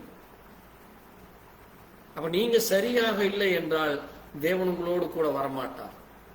அதனாலதான் போராட்டங்கள், குழப்பங்கள், சண்டை, சச்சரவுகள், வறுமைகள் எந்த நேரம் ஓயாம கத்திட்டு இருக்க வேண்டியதுதான். குடும்பத்தில் என்ன இருக்கும்? நிம்மதியே இருக்காது. அந்த குடும்பம் எந்த நேரமும் பிரிஞ்சு கிடக்கும். 4 பேரு 4 விதமா சண்டை போட்டுட்டே கிடப்பாங்க. என்ன காரணம்? ஒற்றுமை இல்லை. அதனாலதான் பாருங்க, இந்த உலகம் பாவத்தினாலே நிறைந்து, இந்த உலகம் வேஷம் போட்டு திரிகிறது. உங்க முன்னாடி ஒரு மாதிரி நடிப்பாங்க, அந்தல போய் ஒரு மாதிரி நடிப்பாங்க. உங்களை பத்தி இங்க ஒரு மாதிரி பேசுவாங்க, அந்தல போய் ஒரு மாதிரி பேசுவாங்க. இதெல்லாம் இந்த பூமியில இன்றைக்கு அருவருப்பும் அசுத்தமும் அக்கிரமும் நிறைந்தது. அதனால நீங்க உங்க சொந்த நீதியில அல்ல, தேவனுடைய நீதியினாலே, தேவனுடைய கிருபையினாலே தேவன் நமக்கு அதை கொடுக்கிறார். ஆமென். இந்த பூமியானது சீர்கட்டு போய் கிடக்க, ஆனாலும் தேவன் என்ன செய்தார்? நோவாவை கவனிக்கிறான். நோவா சரியானபடி இருந்து அவன் தேவனோடு கூட நடக்க விரும்புகிறான். ஆமென். அதனாலதான் நம்ம அங்கே பார்க்கிறப்போ அங்கே காணாத விசுவாசம். எப்படிப்பட்ட விசுவாசம்? காணாத விசுவாசம். பாருங்க, அதைத்தான் நாங்க எபிரேயர் 11:7 நீங்க வாசிக்கிறப்ப வாசிங்க. எபிரேயர் 11:7. சீக்கிரம் எடுத்து வாசிப்போம். ஏன்னா இன்னும் சில வசனங்கள் இருக்கு. கர்த்தருக்கு சித்தமானால் நம்ம அடுத்த வாரமும் நம்ம இந்த காரியத்தை குறித்து தியானிக்கலாம். விசுவாசத்தினாலே பாருங்க, எதனாலயாமா? விசுவாசத்தினாலே விசுவாசத்தினாலதான். தேவன் மேலே நம்பிக்கையோடு அவன் என்ன செய்தானாமா? நோவா நோவா தற்காலத்திலே காணாதவைகளை குறித்து ஆ, தேவ எச்சரிக்கை பெற்று ஆ, பயபக்தி உள்ளவனாகி ஆ. குடும்பத்தை ரட்சிப்பதற்கு பேழையை உண்டு பண்ணினான். பாருங்க, அவன் செய்கிற காரியம் பாருங்க. அவனுக்குள்ள என்ன வந்ததாமா? எச்சரிக்கை. தேவன் எச்சரிக்கிறதை அவன் கவனமாய் கேட்டான். அப்ப நான் இப்ப இந்த 1 மணி நேரமா நான் உங்களை எச்சரித்தேன். வேசித்தனம், விபச்சாரம், அங்கே அந்நிய வழிபாடு, உலக இச்சைகள், பண ஆசைகள், ஏமாற்றுகிற காரியங்கள், வஞ்சிக்கிற காரியங்கள், உங்களை மோசம் போக்குகிற காரியங்கள், இப்படி நான் உங்களை எச்சரித்தேன். இதையும் தாண்டி நீங்க கண்டுக்காம இன்னும் வாழ்கிறீர்களானால் உங்கள் இருதயம் என்ன ஆயாச்சு? இருள் அடைஞ்சாச்சு. இல்ல எனக்கு இதுதான் வேணும் அதுதான் வேணும் தேவன் விட்டுருவாரு. நீ என்னமோ பண்ணி தொலைடா, நீ திருந்தாத ஜென்மம் என்று சொல்லி தேவன் விலகிடுவார். இல்ல உன்னுடைய மரணத்தை நீயே முடிவு செய்துகிறாய். நான் உன்னை எச்சரித்தேன், நான் உன்னை அணைத்துக் கொள்ள விரும்பினேன், நான் என்னுடைய எல்லா அன்பையும் உனக்கு காட்டியாச்சு, என்ன சொல்லியும் நான் திருந்தவே மாட்டேன், இப்படித்தான் செய்வேன் என்றால் தேவன் என்ன செய்து விடுவார்? சரி உன்னுடைய முடிவு நீயே தேடிக்கொள் என்று சொல்லி விட்டு விடுவார். அப்ப தேவன் கைவிட்டாரா? தேவன் கைவிட்டாரா? விடல. தேவன் என்ன செய்கிறார்? உங்களா எச்சரிக்கிறார். இப்ப அதனாலதான் அரசாங்கம் உங்களுக்கு ஒரு எச்சரிப்பை கொடுப்பாங்க. இந்த கடல்ல போற மீனவர்களுக்கு என்ன எச்சரிப்பாங்க? மழை வரப்போகுது, புயல் வரப்போகிறது, கடலுக்குள்ள போக வேண்டாம். ஒரு சில படகு பார்த்தீங்கன்னா வேணுனே போவானுங்க. இவனுங்க இப்படித்தான் ஏதோன சொல்லி பயப்படுத்திக்கிட்டே இருப்பானுங்க. எனக்கு இங்க பசி எடுக்குது, எனக்கு கடன் இருக்குது, நான் போறேன்னு சொல்லி வீராப்பா வண்டி எடுத்துட்டு போவானுங்க. 4 பேர் 2 பேர் சேர்ந்து அப்படியே. அப்புறம் என்ன ஆகிடும்? கப்பல் பூரெல்லாம் உடஞ்சி இவனுங்க நடுக்கடல்ல ஐயோ ஐயோன்ட்டு பார்த்தீங்கன்னா போன வாரம் கூட ஒரு 4 பேர் நடுக்கடல்ல 2 நாளா 3 நாளா தவிச்சுட்டு கிடந்து அப்புறம் கடைசியா காப்பாத்தி கொண்டு வந்தாங்க. கேட்டா என்ன வச்சு அவனுங்க கேட்கல, அரசாங்கம் சொல்வதை கேட்கல. அதே மாதிரி ஸ்பீடு பிரேக் போட்டுட்டு ஸ்பீடா போகாதீங்கன்னா கேட்கறதே இல்லை. இப்ப நேத்து கூட ஒரு 6 குடும்பத்துல தாய் தகப்பன் மேல கேஸ் போட்டாங்க.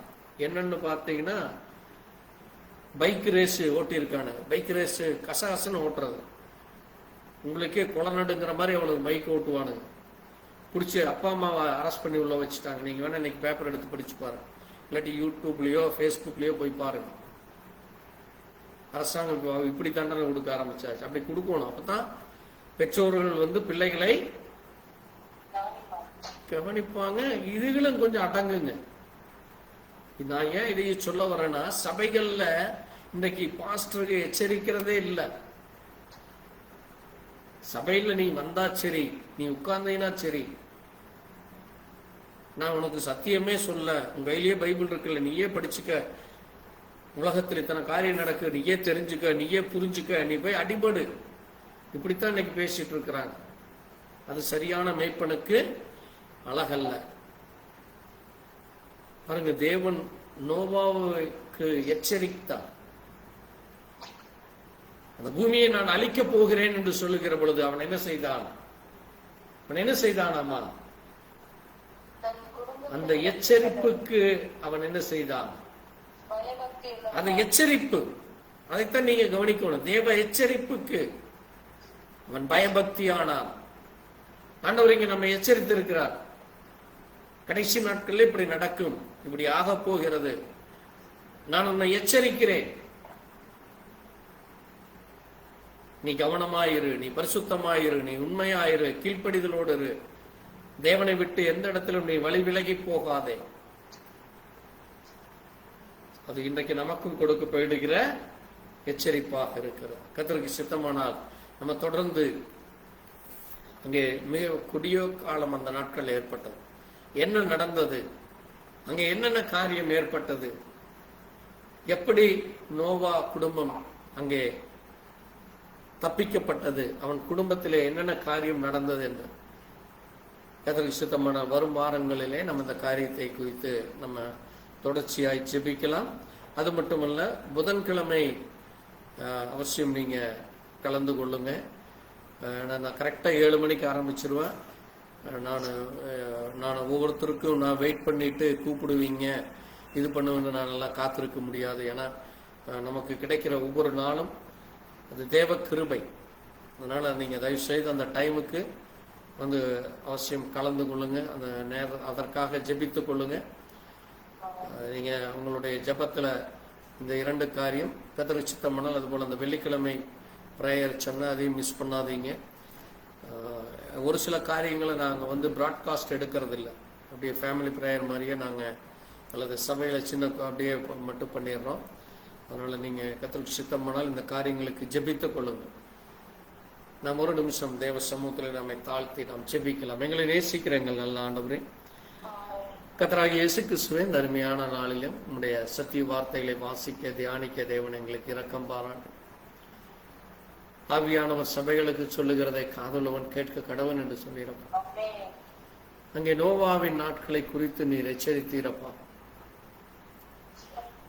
ஆண்டவரே. அதே போல இஸ்ரவேல் ஜனங்கள் எகிப்தை விட்டு வருகிற பொழுது நீர் மோசே இடத்திலே கட்டளைகளை கொடுத்து அந்த ஜனங்களை நீர் எச்சரித்தீரப்பா. ஆனாலும் அவர்கள் அங்கே மோவாபிய ஸ்திரீகளை கண்ட பொழுது அந்த பலிகளுக்கு அந்த விருந்துக்கு அவர்களை அழைத்தார் பொழுது அவர்கள் இச்சையோடு சென்று அங்கே வேசித்தனம் செய்யவும், அந்த அந்நிய தேவனை வணங்கவும், அந்த பலிகளிலே அந்த விருந்துகளிலே கலந்து கொண்டு தங்களை அவர்கள் விற்று போட்டார்கள் அப்பா. அதனால அந்த இடத்திலே தேவ கோபம் மூண்டது என்று பார்க்கிறோம். அதே போல ஆண்டவரே, நோவாவின் நாட்களிலே ஜனங்கள் சீர்கொட்டு போய் கொடுமை நிறைந்ததாக, அக்கிரமம் நிறைந்ததாக, அது உம்முடைய இருதயத்திற்கு மனஸ்தாபத்தை கொடுத்தது ஆண்டவரே. நீ நோவாவிற்கும் நீர் எச்சரித்தீரப்பா. ஆனால் அந்த எச்சரிப்புக்கு நோவா கீழ்ப்படிந்தான் ஆண்டவரே. நோவா உத்தமமாய் நடந்து கொண்டான் ஆண்டவரே. நோவா ஆண்டவரே உம்முடைய சமூகத்திலே அவன் நீதிமானாய் காணப்பட்டானப்பா. இன்றைக்கும் நீர் எங்களுக்கு உம்முடைய வார்த்தைகளை 2000 ஆண்டுகளுக்கு முன்பாய் நீர் தீர்க்க தரிசனமா இப்படி நடக்க போகிறது கடைசி நாட்களில் என்று எங்களுக்கு நீர் சொன்னீரப்பா. அந்த எச்சரிப்பின் சத்தத்தை கேட்க எங்களுக்கு இரக்கம் பாராட்டினீரப்பா. நாங்கள் உண்மையான உத்தமமான இருதயத்தோடு அந்த எச்சரிப்பை கேட்டு ஆண்டவரே நீதிமானுக்கேற்ற நாங்கள் அந்த கிரியை செய்ய, விசுவாசத்திற்கேற்ற கிரியைகளை செய்ய, உத்தம இருதயத்தோடு நடக்க, உத்தமமாய் நடக்க எங்களுக்கு ஆண்டவரே நீர் வார்த்தைகளை கொடுத்தீரப்பா. இதை கேட்கிற ஒவ்வொரு தேவ ஜனங்களுடைய இருதயத்திலும் நீர் பேசுவானோ. நாங்கள் எவ்வளவா இந்த பூமியிலே நாங்கள் பரிசுத்தமா இருக்க வேண்டும், இந்த பூமியிலே நாங்கள் எவ்வளவாய் சாட்சியா இருக்க வேண்டும், உத்தம இருதயத்தோடு நடந்து கொள்ள வேண்டும் என்று தொடர்ந்து எங்கள் மேல் இரக்கம் பாரா. இந்த காரியத்தை குறித்து தொடர்ந்து வருகிற நாட்களிலே தியானிக்க தேவ பலனை தாரும். அதுபோல புதன்கிழமை வேத பகுதியிலே கற்றுக்கொள்கிற வார்த்தைகளை தியானிக்கிற வசனத்தை புரிந்து கொள்ள இரக்கம் பாரா. புதிய ஆத்துமாக்களுக்காய், புதிய காரியங்களுக்காக ஆண்டவரே, இன்னும் சபையிலே ஒரு பெரிய மகிமையான காரியங்கள், மகத்தான காரியங்கள், விடுதலையின் காரியங்கள், நோய்களிலிருந்து பலவீனங்களிலிருந்து விடுதலை அடைகிற பிள்ளைகளும் சாட்சி சொல்லும்படியாய் நீர் எழுப்பும் ஆண்டவரே. புதிய புதிய காரியங்களை செய்ய நீர் வல்லவராய் இருக்கிறீரப்பா. சிறு பிள்ளைகளுக்கு ஆண்டவரே அந்த ஞாயிறு பள்ளி தொடர்ந்து நடக்க தேவ கிருபையைத்தான். அதற்கென்று உற்சாகத்தோடு பிள்ளைகள் கலந்து கொள்ளவும், அதற்கென்று படிப்பு சொல்லிக் கொடுக்கிறவர்களை நீர் எழுப்பும் ஆண்டவரே. சரியானபடி அந்த பிள்ளைகளுக்கு சொல்லிக் கொடுக்க அதற்கென்று ஆண்டவரே ஞாயிற்றுக்கிழமை 1 மணி நேரம் ஒதுக்கி கொடுத்து சரியானபடி அந்த பிள்ளைகளை வழிநடத்துகிற அப்படிப்பட்ட உணர்வுகளை தாரும் ஆண்டவரே. என் தேவன் இரக்கம் பாரா. தொடர்ந்து உடைய கரம் வழிநடத்தட்டும். நீரே பொறுப்படுத்திக்கொள்ள கொடுக்கப்பட்ட காணிக்கைக்காய் ஜெபிக்கிறோம். தேவன் அந்த காணிக்கையை ஆசீர்வதி. மீதியான வேலை முழுவதும் உடைய அன்பு ஆசீர்வாதம் வழிநடத்தல் எங்களோடு கூட இருக்க வேண்டும். இயேசு கிறிஸ்தனுடைய பரிசுத்த நாமத்திலே ஆமாம்.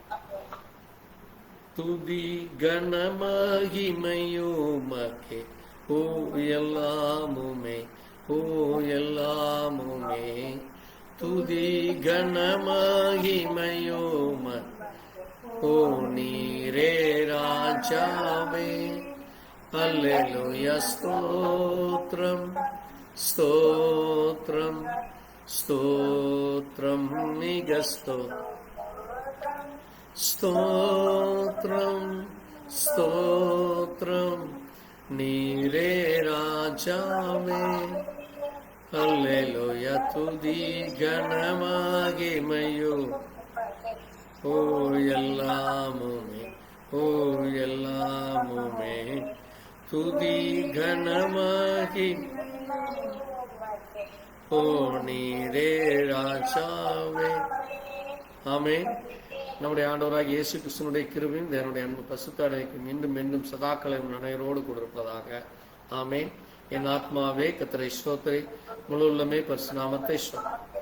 என் ஆத்மாவே கர்த்தரை ஸ்தோத்திரி, கர்த்தர் செய்த சகல உபகாரங்களையும் மறவாதே. ஆமென். அல்லேலூயா. கர்த்தருக்கு ஸ்தோத்திரம் உண்டாவதாக. கர்த்தர் தாம் எங்களை ஆசீர்வதிப்பாராய். எங்களுக்காக எங்களுடைய ஊழியங்களுக்காய் ஜெபித்துக் கொள்ளுங்கள். தொடர்ந்து புதன்கிழமை நம்ம சபையிலே கலந்து கொண்டு விசேஷித்த வேத பகுதியின் பாடங்களை தியானி